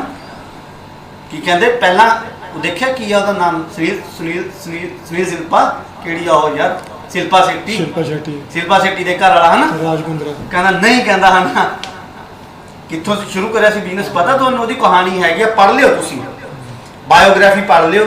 ਸ਼ਿਲਪਾ ਸ਼ੈੱਟੀ ਦੇ ਘਰ ਵਾਲੇ ਦੀ ਇੱਕ ਛੋਟੇ ਜਿਹੇ ਬਿਜ਼ਨਸ ਤੋਂ ਸ਼ੁਰੂ ਕਰਕੇ ਕਿਵੇਂ ਦੁਬਈ ਦੇ ਵਿੱਚੋਂ ਬਿਜ਼ਨਸ ਕਰਦਾ ਕਰਦਾ ਛੋਟਾ ਛੋਟਾ ਸੋਨੇ ਦਾ ਬਿਜ਼ਨਸ ਕਰਕੇ ਕਿਵੇਂ ਉਹਨੇ ਕੈਨੇਡਾ ਦੇ ਵਿੱਚ ਸ਼ਿਲਪਾ ਸ਼ੈੱਟੀ ਨੂੰ ਪ੍ਰਪੋਜ਼ ਕਰਿਆ, ਕਿਵੇਂ ਉਹਦੇ ਨਾਲ ਸ਼ਾਦੀ ਹੋਈ, ਕਿਵੇਂ ਮੁੰਬਈ 'ਚ ਬੰਗਲਾ ਲਿਆ, ਕਿਵੇਂ ਉਹਨੇ ਆਪਣੇ ਕਾਰੋਬਾਰ ਨੂੰ ਵਧਾਇਆ, ਕਿਵੇਂ ਰਾਜਸਥਾਨ ਦੀ ਟੀਮ ਉਹਨਾਂ ਨੇ ਲਈ, ਉਸ ਤੋਂ ਬਾਅਦ ਵੀ ਸਬਰ ਨਹੀਂ ਆਇਆ। ਪਤਾ ਲੱਗੇ ਨਾ ਪੌਰਨ ਵੀਡੀਓਗ੍ਰਾਫੀ ਦੇ ਵਿੱਚ ਉਹਦੇ ਉੱਤੇ ਕੇਸ ਦਰਜ ਹੋ ਗਿਆ। ਬਿਲਕੁਲ, ਜਿਹੜੀ ਸੈਟਿਸਫੈਕਸ਼ਨ ਆ ਵੀ ਪੈਸਾ ਕਿੱਥੋਂ ਆਵੇ ਸ਼ਾਰਟ ਦੇ ਵਿੱਚ, ਅਸੀਂ ਕਸਰ ਨਹੀਂ ਛੱਡਦੇ ਹੈਗੇ। ਹਰ ਇੱਕ ਬੰਦਾ, ਫਿਰ ਉਹ ਤਾਂ ਉੱਚੇ ਲੈਵਲ ਦਾ, ਛੋਟੇ ਤੋਂ ਛੋਟਾ ਬੰਦਾ ਵੀ ਜੇ ਅਸੀਂ ਸੋਚੀਏ, ਉਹ ਹੁਣ ਕਈ ਵਾਰੀ ਕੋਈ ਨਾ ਜਜ਼ਬਾਤੀ ਇਮੋਸ਼ਨਲੀ ਬੰਦਾ ਕਹਿੰਦਾ ਯਾਰ, ਕਹਿੰਦਾ ਉਹ ਤਾਂ ਰੋਟੀ ਵਾਸਤੇ ਕਰਦਾ। ਮੈਂ ਕਿਹਾ ਜੇ ਰੋਟੀ ਵਾਸਤੇ ਕਰਦਾ, ਜਦ ਉਹਨੇ ਸਰਪੰਚ ਚੁਣਨਾ, ਜਦ ਉਹਨੇ ਐਮਸੀ ਚੁਣਨਾ, ਜਦ ਉਹਨੇ ਐਮਐਲਏ ਨੂੰ ਵੋਟ ਪਾਉਣੀ ਆ, ਕਿੱਦਾਂ ਦੇ ਨਹੀਂ ਚੁਣੂਗਾ ਉਹ ਤਾਂ ਉਹੀ ਚੁਣੂਗਾ ਨਾ ਵੀ ਜਿਹੜਾ ਮੇਰੇ ਕੰਮ ਆਵੇ, 2 ਰੁਪਏ ਕਿਲੋ ਆਟਾ ਦੇਊਗਾ, ਹਨਾ। ਉਹ ਐਦਾਂ ਥੋੜੀ ਚੁਣੂਗਾ ਜਿਹੜਾ ਕਹੂਗਾ ਹੈਲੋ ਨਹੀਂ ਮੈਂ ਆਟਾ ਨਹੀਂ ਦਿੰਦਾ, ਮੈਂ ਤੇਰੇ ਬੇਟੇ ਨੂੰ ਜੌਬ ਦਊਂਗਾ, ਮੈਂ ਤੇਰੇ ਬੇਟੇ ਵਾਸਤੇ ਯੂਨੀਵਰਸਿਟੀ ਤੁਹਾਡੇ ਪਿੰਡ ਦੇ ਵਿੱਚ ਖੋਲੂੰਗਾ, ਯੂਨੀਵਰਸਿਟੀ ਤੁਹਾਡੇ ਪਿੰਡ ਦੇ ਵਿੱਚ ਇੱਕ ਛੋਟਾ ਨਰਸਿੰਗ ਹੋਮ ਹੋਊਗਾ, ਤੁਹਾਡੇ ਪਿੰਡ ਦੇ ਵਿੱਚ ਲਾਇਬ੍ਰੇਰੀ ਹੋਊਗੀ, ਹਨਾ। ਹਾਂਜੀ, ਜੇ ਤੁਸੀਂ ਆਪ ਇਮਾਨਦਾਰ ਬਣ ਜਾਵੋ ਤਾਂ ਦੁਨੀਆ ਦੇ ਵਿੱਚੋਂ ਇੱਕ ਬੇਈਮਾਨ ਘਟ ਜਾਵੇਗਾ। ਇਹ ਤੁਹਾਡੀ ਇੱਕ ਮਹਾਨ ਪ੍ਰਾਪਤੀ ਹੋਏਗੀ। ਜਿਹੜੀ ਮੈਂ ਗੱਲ ਕਹਿ ਰਿਹਾ, ਬਹੁਤ ਸ਼ਾਨਦਾਰ ਫੀਲਿੰਗ ਆਊਗੀ, ਮਹਾਨ ਪ੍ਰਾਪਤੀ, ਆਪਣੇ ਆਪ 'ਚ ਇਮਾਨਦਾਰ ਹੋਣ ਦੀ। ਕਿਸੇ ਨੂੰ ਦੱਸਣ ਦੀ ਲੋੜ ਨਹੀਂ ਪੈਂਦੀ ਹੈਗੀ ਵੀ ਹਾਂ ਮੈਂ ਇਮਾਨਦਾਰ ਹਾਂ ਆਪਣੇ ਕੰਮ ਦੇ ਪ੍ਰਤੀ। ਮੈਨੂੰ ਕਿਸੇ ਨੇ ਸਵਾਲ ਪੁੱਛਿਆ ਕਿ ਕਹਿੰਦੇ ਜੀ ਉੱਥੇ ਅਸੀਂ ਗਏ ਸੀ, ਅਸੀਂ ਉੱਥੇ ਚੈੱਕਅਪ ਕਰਾਇਆ ਸੀ, ਟ੍ਰੀਟਮੈਂਟ ਲਿਆ, ਕਹਿੰਦੇ ਉਹਨੇ ਇੱਦਾਂ ਗੱਲਾਂ ਕਰੀਆਂ, ਇੱਦਾਂ ਗੱਲਾਂ ਕਰੀਆਂ, ਇੱਦਾਂ ਕਰਤੇ, ਇਹਨੂੰ ਠੀਕ ਕਰਿਆ, ਮੇਰੇ ਕੋਲ ਆਹ ਸੈਲੀਬ੍ਰਿਟੀ ਆਉਂਦਾ, ਮੇਰੇ ਕੋਲ ਆਹ ਸੈਲੀਬ੍ਰਿਟੀ ਆਉਂਦਾ। ਮੈਂ ਕਿਹਾ ਜੇ ਮੈਂ ਗਿਣਤੀ ਕਰਾਵਾਂ ਮੈਡਮ ਸੈਲੀਬ੍ਰਿਟੀਆਂ ਦੀ ਨਾ, ਮੈਂ ਤੇ ਮਤਲਬ ਫੈਲ ਇੱਦਾਂ ਲੱਗੀ ਪਈ ਹੋਊਗੀ। ਫੋਟੋਆਂ ਜੇ ਮੈਂ ਲਾਭ ਮੈਂ ਇੱਥੇ ਸੈਲੀਬ੍ਰਿਟੀਆਂ ਨੇ ਖਿੱਚ ਕੇ, ਜਿਹੜੇ ਮੈਨੂੰ ਮਿਲੇ ਨੇ ਆ ਕੇ ਕਲੀਨਿਕ ਦੇ ਉੱਤੇ, ਜਿਹੜੇ ਮੈਂ ਬੈੱਡ ਤੇ ਮੁੱਦੇ ਪਾਏ ਨੇ, ਮੇਰੇ ਲਈ ਉਹ ਮੈਂ ਕਿਹਾ ਪੁਰਜੇ ਸੀ ਜਿਨ੍ਹਾਂ ਦੀ ਰਿਪੇਅਰ ਕਰਨੀ ਸੀ। ਐਦਾਂ ਨਹੀਂ ਮੈਂ ਕਿਹਾ ਜਾਂਦਾ ਹੁੰਦਾ ਵੀ ਜੇ ਮੈਂ ਤੁਹਾਨੂੰ ਇਹ ਕਹਾਂ ਕਿ ਮੈਂ ਇਹ ਸੈਲੀਬ੍ਰਿਟੀ ਦਾ ਟ੍ਰੀਟਮੈਂਟ ਦਿੱਤਾ ਤਾਂ ਤੁਸੀਂ ਤੁਹਾਡੇ ਤੇ ਪ੍ਰਭਾਵ ਪਊਗਾ, ਨਹੀਂ। ਮੈਂ ਕਿਹਾ ਤੁਹਾਨੂੰ ਟ੍ਰੀਟਮੈਂਟ ਦਿੱਤਾ ਨਾ, ਨੈਕਸਟ ਟਾਈਮ ਗੱਲ ਕਰਿਓ ਆ ਕੇ। ਤੁਹਾਡੀ ਇਮਾਨਦਾਰੀ, ਤੁਸੀਂ ਇਮਾਨਦਾਰੀ ਨਾਲ ਕਿਸੇ ਨੂੰ ਕੁਝ ਵੀ ਆਪਣੇ ਤਰਫੋਂ ਕੰਮ ਕਰਕੇ ਦੇ ਦਿਓ। ਜਿਹੜੇ ਵੀ ਤੁਸੀਂ ਬਿਜ਼ਨਸ ਦੇ ਵਿੱਚ, ਜਿਹੜੇ ਵੀ ਕੰਮ ਦੇ ਵਿੱਚ ਹੈਗੇ ਹੋ, ਤੁਹਾਨੂੰ ਉਹਦੇ ਵਾਸਤੇ ਐਦਾਂ ਨਹੀਂ ਕਹਿਣ ਦੀ ਲੋੜ ਕਿ ਹਾਂ ਜੇ ਟੀ-ਸ਼ਰਟ ਮੈਨੇ ਦੀ ਹੈ, ਇਹ ਐਸੇ ਹੈ, ਇਹ ਐਸੇ ਹੈ। ਤੁਹਾਨੂੰ ਪਤਾ ਕਿ ਤੁਸੀਂ ਇੱਥੋਂ ਮਾਲ ਲਿਆ, ਕੀ ਐਗਰੀਮੈਂਟ ਕਰਕੇ ਲਿਆ, ਕੀ ਤੁਸੀਂ ਉਹ ਤੋਂ ਕਹਿ ਕੇ ਲਿਆ, ਕਿਹੜੀ ਕੁਆਲਿਟੀ ਲਈ ਹੋਈ ਆ, ਤੁਸੀਂ ਕਿੰਨਾ ਮਾਰਜਨ ਤੁਸੀਂ ਉਹਦੇ ਵਿੱਚੋਂ ਕੱਢਣ ਦੀ ਸੋਚੀ ਆ। ਤੁਸੀਂ ਇਹ ਤਾਂ ਨਹੀਂ ਕਿ ਵੀ 150 ਦੀ ਟੀ-ਸ਼ਰਟ ਲੈ ਕੇ 500 ਦੀ ਵੇਚ ਰਹੇ ਹੋ। ਇੱਕ ਟੀ-ਸ਼ਰਟ ਦੀ ਕੀਮਤ ਜਿਹੜੀ ਤੁਸੀਂ ਖਰੀਦੀ ਆ 350 ਰੁਪਏ ਆ, ਹਨਾ, ਤੁਸੀਂ ਵੇਚ ਰਹੇ ਹੋ 400 ਰੁਪਏ ਦੀ, 50 ਰੁਪਏ ਮਾਰਜਨ ਤੁਸੀਂ ਉਹਦੇ ਵਿੱਚੋਂ ਕੱਢ ਰਹੇ ਹੋ, ਪਰ ਕੁਆਲਿਟੀ ਕਹਿ ਕੇ ਦੇ ਰਹੇ ਹੋ ਤੁਸੀਂ ਕਿ ਮੇਰੀ ਇੱਥੇ ਗੇਰ ਦੀ ਜੇ ਨਾ ਪਸੰਦ ਆਈ।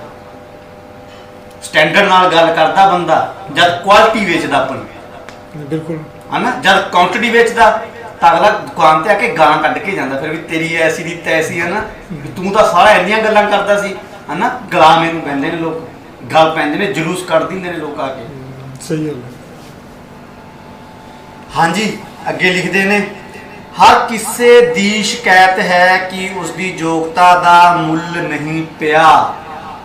ਮੈਂ ਕਿਹਾ ਔਕਾਤ ਤੋਂ ਵੱਧ ਗੱਲਾਂ ਕਰਦਾ ਸੀ, ਜਿੰਨਾ ਕੰਮ ਕਰਨਾ ਸੀ ਉਹਦੀ ਕੀਮਤ ਓਨੀ ਹੀ ਪੈਣੀ ਸੀ। ਪਰ ਹਰ ਇੱਕ ਬੰਦਾ ਜਿੰਨਾ ਕਰ ਰਿਹਾ ਉਹਦੀ ਕੀਮਤ ਕਹਿੰਦਾ ਵੀ ਮੈਨੂੰ ਵੱਧ ਮਿਲੇ। ਐਕਸਪੈਕਟ ਜ਼ਿਆਦਾ ਕਰਦਾ ਹੈ, ਕੰਮ ਕਹਿੰਦਾ ਮੈਂ ਘੱਟ ਕਰਾਂ, ਕੰਮ ਘੱਟ ਕਰਾਂ, ਮੈਨੂੰ ਜਿਹੜਾ ਪ੍ਰੋਫਿਟ ਕਹਾਂ ਜਾਏ, ਕਹਾਂ ਵਾਹਵਾਹੀ ਕਹਾਂ, ਹਨਾ, ਵੀ ਮਿਲੇ ਜ਼ਿਆਦਾ। ਪੋਸਟ ਪਾ ਕੇ ਫੇਸਬੁੱਕ ਦੇ ਉੱਤੇ, ਹੁਣ ਤੁਸੀਂ ਪੋਸਟ ਪਾਈ ਆ, ਕੋਈ ਵੀਡੀਓ ਪਾਇਆ, ਮੋਟੀਵੇਸ਼ਨਲ ਵੀਡੀਓ ਪਾਤੀ, ਮੈਂ ਕਿਹਾ ਭਾਜੀ ਅੱਜ ਬੱਟ ਕੱਢਦੇ ਹਨ ਆਪਾਂ ਨੇ, ਆਹ ਕਲਿੱਪ ਜਿਹੜਾ ਪਾਇਆ, ਮੈਂ ਕਿਹਾ ਤੁਸੀਂ ਵਿਊਜ਼ ਦੇਖਿਓ 500 ਆਊਗਾ ਨਾ, ਜਾਂ ਦੇਖਿਆ 55, ਹਨਾ। ਐਕਸੈਪਟ ਜ਼ਿਆਦਾ ਕਰਦੇ ਆ। ਮੈਂ ਕਿਹਾ ਨਹੀਂ, ਕੋਈ ਵੀ ਕੰਮ ਆ ਕਿਤੇ ਵੀ, ਜਿੰਨੀ ਤੁਹਾਡੀ ਯੋਗਤਾ, ਜਿਸ ਦਿਨ ਸਾਡੇ ਸਮਾਜ ਨੂੰ ਇਸ ਗੱਲ ਦਾ ਪਤਾ ਲੱਗ ਗਿਆ ਸਾਡੀਆਂ ਸ਼ਿਕਵੇ ਸ਼ਿਕਾਇਤਾਂ, ਸਾਡਾ ਈਰਖਾ ਸਾੜਾ ਸਮਾਜ ਦੇ ਵਿੱਚੋਂ ਘਟਣਾ ਸ਼ੁਰੂ ਹੋ ਜਾਏਗਾ। ਕਿਉਂ? ਕਿਉਂਕਿ ਜਿਹੜੇ ਦੀ ਜਿੰਨੀ ਯੋਗਤਾ ਉਹਨਾਂ ਉਹਨੂੰ ਮਿਲੇਗਾ ਯੋਗਤਾ ਦੇ ਮੁਤਾਬਕ। ਬਿਲਕੁਲ। ਯੋਗਤਾ ਦੇ ਮੁਤਾਬਕ ਜਦ ਮਿਲੇਗਾ, ਹਰ ਇੱਕ ਬੰਦੇ ਨੂੰ ਪਤਾ ਹੋਵੇਗਾ ਕਿ ਮੈਂ ਡਿਜ਼ਰਵ ਕਰਦਾ ਸੀਗਾ ਇਸ ਜੌਬ ਨੂੰ, ਮੈਨੂੰ ਮਿਲੀ ਆ। ਹੁਣ ਇੱਕ ਬੰਦਾ ਡਿਜ਼ਰਵ ਨਹੀਂ ਕਰਦਾ, ਉਹਨੂੰ ਉਹ ਪਦਵੀ ਦੇ ਦਿੱਤੀ ਜਾਂਦੀ ਹੈ। ਜਿਹੜੇ ਡਿਜ਼ਰਵ ਕਰਦੇ ਸੀ ਹੁਣ ਉਹਨਾਂ ਦੇ ਵਿੱਚ ਈਰਖਾ ਸਾੜਾ ਨਫ਼ਰਤ, ਸਮਾਜ ਦੇ ਵਿੱਚ ਗੰਦਗੀ ਕਿੰਨੀ ਫੈਲਾਉਣਗੇ, ਕਿੱਥੇ ਕਿੱਥੇ ਆਪਣੀ ਫਰਸਟ੍ਰੇਸ਼ਨ ਕੱਢਣਗੇ ਉਹ। ਜਿਹਨਾਂ ਨੂੰ ਪਤਾ ਸੀ ਕਿ ਇਸ ਬੰਦੇ ਦੀ ਔਕਾਤ ਨਹੀਂ ਸੀ ਜਿੱਥੇ ਇਹ ਬੈਠਾ, ਜਿੱਥੇ ਬੈਠ ਕੇ ਕੰਮ ਕਰ ਰਿਹਾ, ਔਰ ਕੰਮ ਕਰ ਰਿਹਾ ਉਹ ਕੰਮ ਸਹੀ ਨਹੀਂ ਹੈਗੇ, ਸਮਾਜ ਲਈ ਭਲੇ ਦੇ ਨਹੀਂ ਹੋ ਰਹੇ ਹੈਗੇ। ਸਾਡੇ ਇੱਥੇ ਡਿਗਰੀ ਡਿਪਲੋਮੇ ਕਿੰਨੇ ਤਗੜੇ ਬੱਚਿਆਂ ਨੂੰ ਕਰਵਾ ਕੇ ਦਿੱਤੇ ਹੋਏ ਨੇ। 80-85% ਬੱਚਿਆਂ ਦਾ ਫਿਊਚਰ ਹੀ ਨਹੀਂ ਹੈਗਾ, ਹੈਨਾ। ਬਿਲਕੁਲ। ਯੋਗਤਾ ਤਾਂ ਹੈਗੀ ਆ। ਯੋਗਤਾ ਵੀ ਇਹ ਹੈ ਕਿ ਜੇ ਆਪਾਂ ਦੇਖੀਏ, ਜੇ ਸਹੀ ਤਰੀਕੇ ਨਾਲ ਦੇਖੀਏ, ਜੇ ਐਜੂਕੇਸ਼ਨ ਦਾ ਜਿਹੜਾ ਪੈਟਰਨ ਹੈ ਉਹ ਸਾਡਾ ਇੱਦਾਂ ਦਾ, ਆਪਾਂ ਬਹੁਤਾਤ ਦੇ ਵਿੱਚ ਜੇ ਦੇਖਿਆ ਜਾਵੇ, ਆਪਾਂ ਤਾਂ ਨੰਬਰ ਆਫ ਪਰਸੈਂਟੇਜ ਦੇਖਾਂਗੇ ਵੀ ਕਿੰਨੇ ਬੱਚੇ ਹੈਗੇ ਆ ਗ੍ਰੈਜੂਏਟ ਹੋ ਕੇ ਉਹ ਇੰਨੇ ਕਾਬਿਲ ਹੁੰਦੇ ਆ ਵੀ ਜਿਹੜੀ ਉਹਨਾਂ ਨੇ ਆਪਣਾ ਐਜੂਕੇਸ਼ਨ ਗੇਨ ਕੀਤੀ ਉਹਦੇ ਵਿੱਚ ਪ੍ਰੈਕਟੀਕਲਿਟੀ ਕਿੰਨੀ ਹੈ। ਮੰਨ ਲਓ ਕੋਈ ਇੰਜੀਨੀਅਰ ਬਣਿਆ, ਬੀਟੈਕ ਕੀਤੀ ਹੈ, ਉਹਦੇ 'ਚ ਪਰਟੀਕੂਲਰ ਫੀਲਡ ਨੂੰ ਲੈ ਕੇ ਪ੍ਰੈਕਟੀਕਲਿਟੀ ਕਿੰਨੀ ਹੈ, ਉਹ ਕੀ ਕਰ ਸਕਦਾ ਹੈ? ਕੁਛ ਨਹੀਂ ਕਰ ਸਕਦਾ ਹੁੰਦਾ। ਉਹਨੂੰ ਉੱਥੇ ਜਾ ਕੇ ਉਹ ਐਕਸਪੀਰੀਅੰਸ ਜਿਹੜਾ ਹੈਗਾ ਲੈਣਾ ਹੀ ਪੈਂਦਾ। ਜਦ ਕਿ ਦੇਖੋ 4 ਸਾਲ ਜਿਹੜੇ ਲਾਏ ਹੁੰਦੇ ਆ, 4 ਸਾਲ ਲਾ ਕੇ, ਜਦ ਕਿ ਉਹ ਜਿਹੜਾ ਜੋਬ ਹੈਗੀ ਹੈ ਉਹ ਇਸ ਤਰ੍ਹਾਂ ਦੀ ਹੋਣੀ ਚਾਹੀਦੀ ਹੈ, ਉਹਦੀ ਐਜੂਕੇਸ਼ਨ ਇੱਦਾਂ ਦੀ ਪ੍ਰੈਕਟੀਕਲਿਟੀ, ਕਿਉਂਕਿ ਜੋਬ ਹੀ ਓਰੀਐਂਟਡ ਹੈ ਨਾ ਉਹ। ਅੱਗੇ ਜਾ ਕੇ ਫੀਲਡ ਸਾਰਾ ਪ੍ਰੈਕਟੀਕਲ ਉਹਦਾ ਜ਼ਿਆਦਾ, ਤੇ ਕਿਉਂ ਨਾ ਉਹ ਪੈਟਰਨ ਜਿਹੜਾ ਹੈਗਾ ਉਹਨੂੰ ਚੇਂਜ ਕੀਤਾ ਜਾਵੇ, ਉਸ ਤਰੀਕੇ ਨਾਲ ਕੀਤਾ ਜਾਵੇ ਤਾਂ ਕਿ ਅੱਗੇ ਜਿਹੜਾ ਹੈਗਾ ਜਿਹੜਾ ਪ੍ਰੈਕਟੀਕਲ ਉਹਨੇ 60% ਤੱਕ ਤਾਂ ਪਹੁੰਚਿਆ ਹੋਣਾ ਚਾਹੀਦਾ ਨਾ। ਬਾਕੀ ਤਾਂ ਉਹਨਾਂ ਚੀਜ਼ਾਂ ਨੂੰ ਪੋਲਿਸ਼ ਹੋਵੇ। ਲੇਕਿਨ ਆਪਾਂ ਜਿਹੜਾ ਹੈਗਾ ਪੈਟਰਨ ਸਾਨੂੰ ਪਤਾ ਵੀ ਹੈ, ਲੇਕਿਨ ਫੇਰ ਵੀ ਇੱਕ ਚੱਲਿਆ ਹੋ ਰਿਹਾ, ਨਾ ਤਾਂ ਗੌਰਮੈਂਟ ਵੱਲੋਂ ਜਾਂ ਹੋਰ ਕਿਸੇ ਵੀ ਉਹਦੇ ਵੱਲੋਂ ਕੋਈ ਉਹ ਐਫਰਟ ਬਿਲਕੁਲ ਨਹੀਂ ਹੈ। ਤੇ ਉਹੀ ਹੈ ਵੀ ਪ੍ਰੈਕਟੀਕਲਿਟੀ ਦੇ ਉੱਤੇ ਜਿਹੜਾ ਹੈ ਨਹੀਂ ਹੈਗਾ, ਆਪਾਂ ਥਿਊਰੀ ਦੇ ਉੱਤੇ ਜ਼ਿਆਦਾ ਜ਼ੋਰ ਹੈ। ਬਿਲਕੁਲ ਬਿਲਕੁਲ ਬਿਲਕੁਲ। ਹਾਂਜੀ, ਅੱਗੇ ਲਿਖਦੇ ਨੇ, ਹਰ ਕਿਸੇ ਦੀ ਸ਼ਿਕਾਇਤ ਹੈ ਕਿ ਉਸਦੀ ਯੋਗਤਾ ਦਾ ਮੁੱਲ ਨਹੀਂ ਪਿਆ। ਤੁਸੀਂ ਆਪਣਾ ਮੁੱਲ ਕਿਸ ਤੋਂ ਚਾਹੁੰਦੇ ਹੋ? ਤੁਸੀਂ ਆਪਣਾ ਮੁੱਲ ਪਵਾਉਣਾ ਕਿਸ ਤੋਂ ਚਾਹੁੰਦੇ ਹੋ? ਜਿਨ੍ਹਾਂ ਤੋਂ ਤੁਸੀਂ ਆਪਣਾ ਮੁੱਲ ਪਵਾਉਣਾ ਚਾਹੁੰਦੇ ਹੋ ਉਹਨਾਂ ਦਾ ਤੁਸੀਂ ਕੀ ਮੁੱਲ ਪਾ ਰਹੇ ਹੋ? ਤੁਸੀਂ ਆਪਣਾ ਮੁੱਲ ਪਵਾਉਣਾ ਕਿਸ ਤੋਂ ਚਾਹੁੰਦੇ ਹੋ?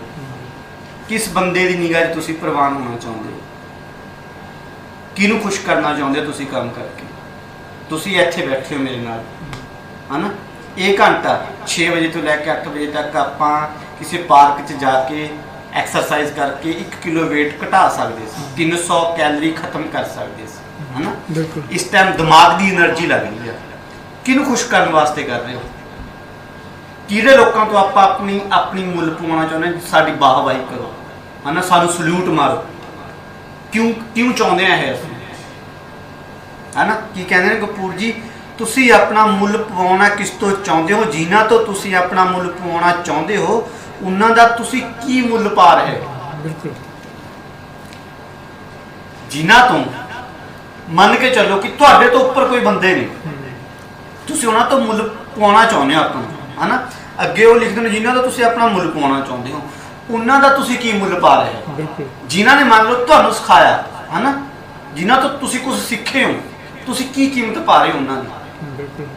ਇਹ ਉਹੀ ਗੱਲ, ਮਤਲਬ ਜੇ ਗੱਲ ਸਮਝਣੀ ਹੋਵੇ, ਇਹ ਬੜੀ ਕਨਫਿਊਜ਼ਨ ਦੀ ਆ, ਛੇਤੀ ਆਮ ਬੰਦੇ ਦੀ ਗੱਲ ਸਮਝ ਨਹੀਂ ਆਉਗੀ। ਨਹੀਂ, ਉਹ ਬਿਲਕੁਲ ਇਸ ਤਰ੍ਹਾਂ ਦਾ ਹੈਗਾ ਕਿ ਜਿਸ ਤਰ੍ਹਾਂ ਹੁਣ ਆਪਾਂ ਛੋਟੀ ਜਿਹੀ ਐਗਜ਼ਾਮਪਲ ਲੈ ਲਈਏ, ਜਿਹੜੀ ਹੁਣ ਆਪਾਂ ਪਿੱਛੇ ਗੱਲ ਕਰਕੇ ਹਟੇ ਹਾਂ, ਲਾਈਕ ਵੀ ਸਾਨੂੰ ਕਿੰਨੇ ਲਾਈਕ ਆਉਣਗੇ, ਕਿੰਨੇ ਸ਼ੇਅਰ ਆਉਣਗੇ।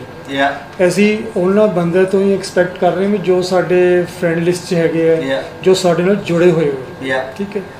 ਹੁਣ ਡਿਪੈਂਡ ਇਹ ਕਰਦਾ ਵੀ ਅਸੀਂ ਉਹਨਾਂ ਦਾ ਕਿੰਨਾ ਕੁ ਮੁੱਲ ਪਾਉਂਦੇ ਹਾਂ, ਵੀ ਜਦੋਂ ਉਹ ਕੋਈ ਇਸ ਤਰ੍ਹਾਂ ਦੀ ਗੱਲ ਕਰਦੇ ਆ ਕਿ ਅਸੀਂ ਉਹਨਾਂ ਨੂੰ ਐਪਰੀਸ਼ੀਏਟ ਕਰਦੇ ਹਾਂ, ਕਿ ਅਸੀਂ ਉਹਨਾਂ ਨੇ ਕੋਈ ਇੱਦਾਂ ਦੀ ਗੱਲ ਕਹੀ ਜਾਂ ਕੋਈ ਪੋਸਟ ਇੱਦਾਂ ਦੀ ਸਾਨੂੰ ਦਿਖੀ ਤੇ ਕੀ ਅਸੀਂ ਉੱਥੇ ਇਮਾਨਦਾਰੀ ਨਾਲ ਐਪਰੀਸ਼ੀਏਟ ਕਰਦੇ ਹਾਂ? ਲਾ ਤਾਂ ਬਹੁਤ ਵਧੀਆ ਗੱਲ ਕਹਿਤੀ ਆ, ਇਹ ਤਾਂ ਮੇਰੇ ਵੀ ਦਿਮਾਗ 'ਚ ਨਹੀਂ ਸੀ। ਕੀ ਅਸੀਂ ਉਹਨਾਂ ਦਾ ਮੁੱਲ ਪਾਉਂਦੇ ਹਾਂ? ਜੇ ਨਹੀਂ ਪਾਉਂਦੇ ਫਿਰ ਅਸੀਂ ਵੀ, ਸਾਨੂੰ ਵੀ ਐਕਸਪੈਕਟ ਕਰਨ ਦਾ ਕੋਈ ਹੱਕ ਨਹੀਂ ਹੋਣਾ ਚਾਹੀਦਾ। ਤੇ ਉਹੀ ਚੀਜ਼ ਹੈ ਵੀ ਪਹਿਲੇ ਅਸੀਂ ਦੂਸਰੇ ਦਾ ਮੁੱਲ ਪਾਈਏ ਤੇ Yeah. ਤੁਹਾਡਾ ਮੁੱਲ ਤਾਂ ਆਪਣੇ ਆਪ ਪਊਗਾ। ਆਪਣੇ ਆਪ ਪੈ ਬਿਲਕੁਲ। ਜਾਂਦਾ। ਹਰ ਕਿਸੇ ਦੀ ਸ਼ਿਕਾਇਤ ਹੈ ਕਿ ਉਹ ਵਕਤ ਤੋਂ ਪਹਿਲਾਂ ਹੀ ਬੁੱਢਾ ਹੋ ਗਿਆ ਹੈ। ਦੱਸੋ ਤਾਂ ਸਹੀ, ਬੁੱਢੇ ਹੋਣ ਦਾ ਠੀਕ ਵਕਤ ਕਿਹੜਾ ਹੈ? ਹਰ ਕਿਸੇ ਦੀ ਸ਼ਿਕਾਇਤ ਹੈ ਕਿ ਉਹ ਵਕਤ ਤੋਂ ਪਹਿਲਾਂ ਬੁੱਢਾ ਹੋ ਗਿਆ ਹੈ। ਮੇਰੇ ਕੋਲੇ ਕੋਈ ਵੀ ਪੇਸ਼ੈਂਟ ਆ ਜੇ, ਮੈਂ ਕਹਿੰਦਾ 30 ਦਾ ਹੋ ਗਿਆ, 32 ਦਾ ਹੋ ਗਿਆ, ਹਨਾ 35 37 ਦਾ ਹੋ ਗਿਆ, ਆਪਣੀ ਤਾਂ ਜੀ ਲਾ, ਤੈਨੂੰ ਤਾਂ ਮੈਂ ਕਿਹਾ ਪਤਾ ਵੀ ਲੱਗਣਾ। ਮੈਨੂੰ ਪੇਸ਼ੈਂਟ ਕਹਿੰਦਾ ਸਰ ਪਟਿਆਲੇ ਵੀ ਦੇਖਿਆ ਕਰੋ, ਕਹਿੰਦਾ ਤੁਸੀਂ। ਮੈਂ ਕਿਹਾ ਨਹੀਂ, ਮੈਂ ਕਿਹਾ ਮੈਂ ਉਨੇ ਪੈਸੇ ਕਮਾਉਣਾ ਜਿੰਨੇ ਕੁ ਮੇਰੇ ਲਈ ਜ਼ਰੂਰੀ ਨੇ, ਉਨੇ ਕੁ ਕਮਾਉਣਾ ਜਿੰਨੇ ਕੁ ਬਹੁਤ ਜ਼ਰੂਰੀ ਨੇ। ਮੈਂ ਕਿਹਾ ਜੇ ਮੈਂ ਇੰਨੇ ਪੈਸੇ ਕਮਾਵਾਂ ਵੀ, ਇੱਥੋਂ ਆ ਕੇ ਪਟਿਆਲੇ ਵੀ 2-3 ਘੰਟੇ ਲਾਵਾਂ ਜਾ ਕੇ, ਮੇਰੇ ਕੋਲ ਪੈਸਾ ਤਾਂ ਆ ਜਾਊਗਾ 50-60 ਸਾਲ ਦੀ, ਮੈਨੂੰ ਪਤਾ ਹੀ ਨਹੀਂ ਲੱਗੂਗਾ। ਮੇਰੀ ਸ਼ਿਕਾਇਤ ਹੋਊਗੀ ਮੈਂ ਛੇਤੀ ਬੁੱਢਾ ਹੋ ਗਿਆ, ਮੈਨੂੰ ਤਾਂ ਸੋਚਿਆ ਹੀ ਨਹੀਂ ਸੀ। ਵੀ ਜਿਹੜੇ ਕੰਮ ਕਰਨਾ ਚਾਹੁੰਦੇ ਹਾਂ ਅਸੀਂ ਜ਼ਿੰਦਗੀ 'ਚ, ਫਿਰ ਉਹ ਜਿਹੜੇ ਹੈਗੇ ਰਹਿ ਜਾਣਗੇ। ਜਿਹੜੇ ਸਾਡੇ ਮਤਲਬ ਕਿ ਅਸਲੀ ਕਈ ਚੀਜ਼ਾਂ ਹੁੰਦੀਆਂ, ਜਿਹੜੀ ਪਰਸਨਲ ਲਾਈਫ ਤੇ ਕੁਝ ਰਹੀ ਨਹੀਂ, ਫਿਰ ਤੇ ਇਹ ਹੈ ਵੀ ਪੈਸੇ ਹੀ ਕਮਾਉਂਦੇ ਰਹਿ ਗਏ। ਕੁਝ ਚੀਜ਼ਾਂ ਜਿਹੜੀਆਂ ਹੈਗੀਆਂ ਆਪਣੇ ਬਾਰੇ ਤਾਂ ਸੋਚਿਆ ਹੀ ਨਹੀਂ। Yeah. ਉਹ ਫਿਰ ਨੈਚੁਰਲੀ ਫਿਰ ਬੁੱਢਾ ਤਾਂ ਆਪਣੇ ਨੂੰ ਕਹੂਗਾ ਵੀ ਮੈਂ ਕੁਝ ਕਰ ਹੀ ਨਹੀਂ ਪਾਇਆ, ਪਤਾ ਨਹੀਂ ਯਾਰ ਜ਼ਿੰਦਗੀ ਇੱਦਾਂ ਹੀ ਨਿਕਲ ਗਈ, ਬੁੱਢਾ ਹੋ ਗਿਆ। ਬਹੁਤ ਸਾਰੇ ਲੋਕਾਂ ਦੀ ਇਹ ਸ਼ਿਕਾਇਤ ਰਹਿੰਦੀ ਆ ਕਿ ਅਸੀਂ ਬੁੱਢੇ ਹੋ ਗਏ ਛੇਤੀ। ਮੈਂ ਕਿਹਾ ਨਹੀਂ, ਤੂੰ ਜ਼ਿੰਦਗੀ ਜੀ ਕੇ ਨਹੀਂ ਆਇਆ, ਤੂੰ ਆਪਣਾ ਬਚਪਨ ਨਹੀਂ ਜੀਆ, ਤੂੰ ਆਪਣੀ ਜਵਾਨੀ ਨਹੀਂ ਜੀਆ, ਤੂੰ ਆਪਣੀ ਮਿਡਲ ਜਵਾਨੀ ਨਹੀਂ ਜੀਆ, 30 ਤੋਂ ਲੈ ਕੇ 40 ਵਾਲੀ। ਜੇ ਤੂੰ ਉਹ ਜੀਆ ਹੁੰਦਾ, ਤੂੰ ਅੱਜ ਇਹ ਕੱਲ ਕਹਿਣਾ ਨਹੀਂ ਸੀ ਤੂੰ ਜਲਦੀ ਬੁੱਢਾ ਹੋ ਗਿਆ। ਤੂੰ ਪੈਸੇ ਬਹੁਤ ਕਮਾਏ ਨੇ ਲਾਈਫ ਦੇ ਵਿੱਚ, ਕੋਠੀਆਂ ਤੇਰੇ ਕੋਲੇ 3 ਨੇ, 4 ਨੇ, 5 ਨੇ, 3 ਕਿੱਲਿਆਂ ਤੋਂ 20-30 ਕਿੱਲੇ ਹੋ ਗਏ, ਪਰ ਸੋਚ ਬੁੱਢਾ ਹੋ ਗਿਆ ਸਾਰਾ ਕੁਝ ਕਰਦਾ ਕਰਦਾ, ਹਨਾ। ਬੱਚੇ ਤੇਰੇ ਦੋਨੋਂ ਹੱਥਾਂ ਚੋਂ ਬਾਹਰ ਚਲੇ ਗਏ। ਕੀ ਸਮਝੇ? ਸ਼ਿਕਾਇਤ ਰਹੇਗੀ। ਜਦੋਂ ਬੱਚੇ ਮਾੜਾ ਮੋਟਾ ਕੁਝ ਐਕਸਟਰਾ ਕਰਨਗੇ, ਉਹ ਡਿਪਰੈਸ਼ਨ 'ਚ ਜਾਏਗਾ। ਜਿਹੜਾ ਕਹਿੰਦਾ ਮੈਂ ਬੁੱਢਾ ਹੋ ਗਿਆ, ਬੱਚੇ ਨਹੀਂ ਸੁਣਨਗੇ। ਬਿਲਕੁਲ। ਨਾ ਤਾਂ ਬੱਚਿਆਂ ਨੂੰ ਟਾਈਮ ਦਿੱਤਾ ਉਹਨੇ, ਬੱਚਿਆਂ ਤੇ ਤਾਂ ਟਾਈਮ ਦਿੱਤਾ ਹੀ ਨਹੀਂ ਹੈ। ਪਰ ਪਹਿਲੇ ਤਾਂ ਸਭ ਤੋਂ ਪਹਿਲੇ ਜਿਹਦੀ ਗੱਲ ਕਰਦੇ ਹਾਂ, ਆਪਣੇ ਵਾਸਤੇ ਵੀ ਆਪਣੇ ਟਾਈਮ, ਵਾਸਤੇ ਵੀ ਟਾਈਮ ਨਹੀਂ ਦਿੱਤਾ। ਪਹਿਲੇ ਤਾਂ ਆਪਣੇ ਵਾਸਤੇ ਜਿਹੜਾ ਹੈਗਾ ਨਾ, ਵੀ ਮੈਂ ਸੋਚਦਾ ਵੀ 1 ਘੰਟਾ ਜਾਂ 1.5 ਘੰਟਾ ਡੇਲੀ ਆਪਣੇ ਵਾਸਤੇ ਹੋਵੇ, ਜਿਹਦੇ 'ਚ ਨਾ ਤੁਸੀਂ ਕਿਸੇ ਬਾਰੇ ਨਾ ਸੋਚੋ, ਆਪਣੇ ਬਾਰੇ, ਆਪਣੀ ਸਿਹਤ ਬਾਰੇ, ਆਪਣੇ ਮਾਈਂਡ ਬਾਰੇ, ਵੀ ਮੇਰੇ 'ਚ ਕੀ ਕੀ ਹੌਬੀਜ਼ ਹੈਗੀਆਂ, ਕੀ ਕੀ ਗਲਤ ਹੋ ਰਿਹਾ, ਵੀ ਇਹਨੂੰ ਮੈਂ ਹੈਬਿਟ ਜਿਹੜੀ ਬੜੀ ਮੈਨੂੰ ਤੰਗ ਕਰ ਰਹੀ ਹੈ, ਕਿ ਇਹਨੂੰ ਮੈਂ ਕਿੱਦਾਂ ਚੇਂਜ ਕਰਾਂ। ਬਹੁਤ ਸਾਰੀ ਚੀਜ਼ਾਂ ਹੋ ਜਾਂਦੀਆਂ। ਤਾਂ ਜੇ ਤੁਸੀਂ ਉਹਦੇ ਵੱਲ, ਉਹ ਤਾਂ ਕੀਤਾ ਹੀ ਨਹੀਂ ਸਾਰੀ ਉਮਰ ਤੋਂ, ਤਦੀ ਐਂ ਲੱਗਦਾ ਵੀ ਪਤਾ ਨਹੀਂ ਯਾਰ ਜ਼ਿੰਦਗੀ ਇੱਦਾਂ ਹੀ ਨਿਕਲੀ। ਹੌਲੀ ਹੌਲੀ ਕੀ ਉਹ ਡਿਪਰੈਸ਼ਨ ਵੱਲ ਹੀ ਜਾ ਰਿਹਾ। 50 ਸਾਲ ਦਾ ਹੋ ਜਾਂਦਾ, 50 ਤੋਂ ਕਿ ਹੁਣ ਤਾਂ 40-45 ਤੋਂ ਬਾਅਦ ਹੀ ਕੰਮ ਸ਼ੁਰੂ ਹੋ ਜਾਂਦਾ। ਸਿਹਤ ਜਵਾਬ ਦੇਣ ਲੱਗ ਜਾਂਦੀ ਹੈ, BP ਸ਼ੂਗਰ ਨਾਲ ਫੜ ਕੇ ਬੈਠ ਜਾਂਦੇ ਆ। ਠੀਕ ਹੈ। ਡਿਪਰੈਸ਼ਨ, ਉਹਨੂੰ ਦੇਖ ਦੇਖ ਕੇ ਡਿਪਰੈਸ਼ਨ ਹੁੰਦਾ, ਗੋਲੀਆਂ ਖਾਂਦਾ, ਉਹ ਕਰਦੇ ਕਰਦੇ ਪਤਾ ਲੱਗਦਾ ਵੀ ਹੋਰ ਵੀ ਹੈ, ਪਰ ਪੈਸੇ ਦੀ ਦੌੜ ਪਿੱਛੇ ਫਿਰ ਉਹਨੂੰ ਲੱਗਣ ਲੱਗ ਜਾਂਦਾ ਵੀ ਨਹੀਂ, ਫਿਰ ਉਹੀ ਪੈਸਾ ਕਮਾਇਆ ਹੁੰਦਾ ਫਿਰ ਇੱਧਰਲੇ ਪਾਸੇ ਲਾਣਾ ਸ਼ੁਰੂ ਕਰ ਦਿੰਦਾ। ਤੇ ਆਪਣੇ ਵਾਸਤੇ ਉਹਨੂੰ ਟਾਈਮ ਨਹੀਂ ਮਿਲਦਾ। ਵੀ ਬੱਚਿਆਂ ਵਾਸਤੇ ਤੇ ਚਲੋ ਬਾਅਦ ਦੀ ਗੱਲ ਹੈਗੀ, ਵੀ ਉਹਨਾਂ ਵਾਸਤੇ ਪਹਿਲੇ ਤਾਂ ਆਪਣੇ ਵਾਸਤੇ ਆਪਣੀ ਸੋਚ ਹੀ ਨਹੀਂ ਘੜੀ। ਬੱਚਿਆਂ ਨੂੰ ਤਾਂ ਸਮਝੇਗਾ ਉਹੀ ਦੇਗਾ ਜੋ ਆਪਣੇ ਵੱਲ ਹੈ, ਉਹਨਾਂ ਨੂੰ ਵੀ ਉਸੇ ਰੇਸ 'ਚ ਪਾਏਗਾ ਵੀ ਨਹੀਂ ਤੁਸੀਂ ਇੰਨੇ ਨੰਬਰ ਲੈ ਕੇ ਆਓ, ਸਕੂਲ 'ਚ ਇੰਨੇ ਤੁਹਾਡੇ ਮਾਰਕਸ ਆਉਣੇ ਜ਼ਰੂਰੀ ਹੈ, ਆਹ ਕਰੋ ਉਹ ਕਰੋ। ਠੀਕ ਹੈ। ਜਿਹੜਾ ਉਹ ਕਰਨਾ ਚਾਹੁੰਦੇ ਆ, ਕੀ ਉਹਨਾਂ ਦਾ ਟੇਸਟ ਹੈਗਾ, ਉਹਨਾਂ ਦੀ ਕੈਪੇਬਿਲਿਟੀ ਕਿੱਥੇ, ਉੱਥੇ ਧਿਆਨ ਹੀ ਨਹੀਂ। ਆਪਾਂ ਦੇਖ ਹੀ ਨਹੀਂ ਰਹੇ, ਕਿਉਂਕਿ ਟਾਈਮ ਹੀ ਨਹੀਂ। ਟਾਈਮ ਤਾਂ ਸਾਰਾ ਅਸੀਂ ਪੈਸੇ ਕਮਾਉਣ ਦੇ ਵਿੱਚ ਹੈ, ਪਹਿਲੇ ਕਮਾਉਣ ਤੇ ਲਾ ਲਿਆ, ਫਿਰ ਬਾਅਦ 'ਚੋਂ ਆਪਣੀ ਸਿਹਤਾਂ ਤੇ ਲਾ ਲਿਆ, ਉਹਨੂੰ ਠੀਕ ਕਰਨ ਤੇ ਲਾ ਲਿਆ। ਤੇ ਜੇ ਇਹੀ ਬੈਲੈਂਸ ਜਿਹੜਾ ਹੈਗਾ ਆਪਾਂ ਸ਼ੁਰੂ ਤੋਂ ਕਰਦੇ ਆਈਏ, ਵੀ 1.5 ਘੰਟਾ ਨਾਲ ਆਪਣੇ ਵਾਸਤੇ ਵੀ ਰੱਖੀਏ, ਤੇ ਪਲੱਸ ਜਦੋਂ ਆਪਣੇ ਵਾਸਤੇ ਕੱਢਾਂਗੇ ਫਿਰ ਫੈਮਿਲੀ ਵਾਸਤੇ ਵੀ ਉਹ ਨਿਕਲੇਗਾ। ਫਿਰ ਮੇਰੇ ਕੋਲੇ ਪਿਛਲੇ 20 ਦਿਨ ਪਹਿਲਾਂ ਇੱਕ ਦੂਰੋਂ ਪੇਸ਼ੈਂਟ ਬੁਲਾਇਆ, ਮੇਰੇ ਨੇੜੇ ਪੇਸ਼ੈਂਟ ਨੇ, ਕਹਿੰਦਾ ਜੀ ਜੇ ਠੀਕ ਕਰ ਦੋਗੇ, ਵੀ ਦੇਖੋ ਮੈਂ ਜ਼ਿੰਮੇਵਾਰੀ ਤੇ ਬੁਲਾ ਰਿਹਾ, ਮੈਨੂੰ ਤੁਹਾਡੇ ਤੇ ਵਿਸ਼ਵਾਸ ਹੈ, ਪੇਟ ਦੀ ਪ੍ਰੋਬਲਮ ਆ, ਇਹ ਪ੍ਰੋਬਲਮ ਨੇ, ਇਹ ਫੀਲ ਕਰ ਰਿਹਾ। ਮੈਂ ਕਿਹਾ ਬੁਲਾ, ਮੈਂ ਕਿਹਾ ਆਹ ਟਾਈਮ ਬੁਲਾਈ ਹੈ। ਜਦ ਮੈਂ ਉਸ ਪੇਸ਼ੈਂਟ ਨੂੰ ਪੜ੍ਹਿਆ, 20 ਮਿੰਟ ਮੈਂ ਉਹਦੀ ਗੱਲ ਸੁਣੀ, ਪੇਸ਼ੈਂਟ ਦੇ 70-75% ਬਿਮਾਰੀ ਬ੍ਰੇਨ ਦੇ ਵਿੱਚ ਸੀ, ਦਿਮਾਗ ਦੇ ਵਿੱਚ। ਜਦ ਸਾਡੇ ਦਿਮਾਗ ਦੇ ਵਿੱਚ ਬਿਮਾਰੀ ਹੁੰਦੀ ਆ, ਸਾਡੇ ਸਰੀਰ ਦੀਆਂ ਗੈਸਾਂ, ਸਾਡੇ ਸਰੀਰ ਦੇ ਐਸਿਡ ਸਾਰੇ ਵਿਗੜ ਜਾਂਦੇ ਨੇ। ਸਿੱਧਾ ਅਟੈਕ। ਮੈਂ ਕਹਿਣਾ ਹੁੰਦਾ ਪੇਸ਼ੈਂਟ ਨੂੰ ਕਿ ਜਦ ਤੈਨੂੰ ਇੱਕਦਮ ਮੈਸੇਜ ਆਉਂਦਾ, ਤੂੰ ਹਨਾ ਸਵੇਰ ਦੀ ਰੋਟੀ ਨਹੀਂ ਖਾਧੀ, ਮੈਂ ਕਿਹਾ ਹਨਾ ਦੁਪਹਿਰ ਨੂੰ ਭੁੱਖ ਲੱਗੀ ਹੋਈ ਆ, ਉੱਪਰੋਂ 3 ਵਜੇ ਹੋਏ ਨੇ, ਤੈਨੂੰ ਇੱਧਰੋਂ ਕਾਲ ਆ ਗਈ ਕਿ ਤੇਰੇ ਬੱਚੇ ਦੀ ਡੈਥ ਹੋ ਗਈ ਘਰ 'ਚ, ਕਿੱਥੇ ਗਈ ਤੇਰੀ ਭੁੱਖ? ਭੁੱਖ ਤੇਰੀ 2 ਦਿਨ 3 ਦਿਨ ਵਾਸਤੇ ਖਤਮ ਹੋ ਜਾਂਦੀ ਆ, ਕਿਉਂਕਿ ਤੇਰਾ ਬ੍ਰੇਨ ਤੇਰੇ ਪੇਟ ਨਾਲ ਸਿੱਧਾ ਸਿੱਧਾ ਕਨੈਕਟਡ ਆ। ਬਿਲਕੁਲ। ਜਦ ਮੈਂ ਉਸ ਪੇਸ਼ੈਂਟ ਦੀ ਮਤਲਬ ਦੇਖੀ ਉਹਦੀ ਹਾਲਤ, ਉਹਨੇ ਆਪਣੀ ਆਤਮ ਕਥਾ ਜੋ ਹੈਗੀ ਸੀ ਸਾਰੀ ਸੁਣਾਈ, ਮੈਂ ਬੜੇ ਗੌਰ ਨਾਲ ਸੁਣੀ। ਮੈਂ ਉਹਨੂੰ ਕੁਝ ਨਹੀਂ ਕਿਹਾ ਹੈਗਾ, ਮੈਂ ਉਹਦੇ ਪੇਟ ਦਾ ਟ੍ਰੀਟਮੈਂਟ ਤੇ ਜੋ ਕਰਿਆ, ਜੋ ਕੁਝ ਮੈਡੀਸਨ ਸੀ ਲਿਖੀਆਂ, ਉਹਦੇ ਉੱਤੇ ਆਪਣੇ ਕੈਬਨ 'ਚ ਬਿਠਾ ਕੇ 15 ਮਿੰਟ 5 ਸੀਟਿੰਗ 15-20 ਮਿੰਟ, ਲਾਸਟ ਦਿਨ ਮੈਂ ਉਹਦੀ ਪੌਣਾ ਘੰਟਾ ਕਲਾਸ ਲਗਾਈ, ਕਾਉਂਸਲਿੰਗ ਪਹਿਲਾਂ ਵੀ ਕਰਦਾ ਰਿਹਾ। ਮੈਂ ਉਹਦੇ ਦਿਮਾਗ ਦੀਆਂ ਜਿੰਨੀਆਂ ਬਿਮਾਰੀਆਂ ਸੀ ਇੱਕ ਇੱਕ ਕਰਕੇ 5 ਸੀਟਿੰਗ ਦੇ ਵਿੱਚ ਸਾਰੀਆਂ ਰਿਮੂਵ ਕਰਤੀਆਂ। ਉਹ ਪੇਸ਼ੈਂਟ ਮੈਨੂੰ 5ਵੇਂ ਦਿਨ ਕਹਿੰਦਾ ਮੈਂ ਠੀਕ ਹਾਂ, ਵੀ ਮੈਂ ਨਾ ਆਵਾਂ। ਜਿਹੜਾ ਉਹਨੂੰ ਲੈ ਕੇ ਆਇਆ ਸੀ ਉਹ ਵਿੱਚ ਟੋਕ ਟਕਈਆ ਕਰਦਾ ਸੀ, ਮੈਂ ਉਹਨੂੰ ਜਿਹੜੇ ਸਵਾਲ ਪੁੱਛਦਾ ਸੀ ਉਹ ਨਾਲ ਵਾਲਾ ਕਹਿੰਦਾ ਸੀ ਨਹੀਂ ਜੀ ਇਹ ਮੇਰੇ ਨਾਲ ਹਰ ਗੱਲ ਸ਼ੇਅਰ ਕਰਦਾ। ਮੈਂ ਕਿਹਾ ਨਹੀਂ, ਤੈਨੂੰ ਕਿਹਨੇ ਕਿਹਾ ਹਰ ਗੱਲ ਸ਼ੇਅਰ ਹੋ ਜਾਂਦੀ ਹੁੰਦੀ ਆ? ਮੈਂ ਕਿਹਾ ਬਹੁਤ ਗੱਲਾਂ ਨੇ ਜਿਹੜੀਆਂ ਇਹਦੇ ਅੰਦਰ ਨੇ, ਜਿਹੜੀਆਂ ਕਿਸੇ ਨਾਲ ਨਹੀਂ ਸ਼ੇਅਰ ਕਰਦਾ ਹੈ, ਪਰਸਨਲ ਗੱਲਾਂ ਹੁੰਦੀਆਂ ਨੇ ਬੰਦੇ ਦੀਆਂ। ਤੈਨੂੰ ਕਿਵੇਂ ਪਤਾ ਵੀ ਤੂੰ ਇਦਾਂ ਹੀ ਆਪਣੇ ਲੋਕ ਕਹੀ ਜਾਂਦੇ ਮੇਰੇ ਨਾਲ ਸ਼ੇਅਰ ਹੁੰਦੀ ਹਰ ਗੱਲ? ਨਹੀਂ ਕਰਦਾ।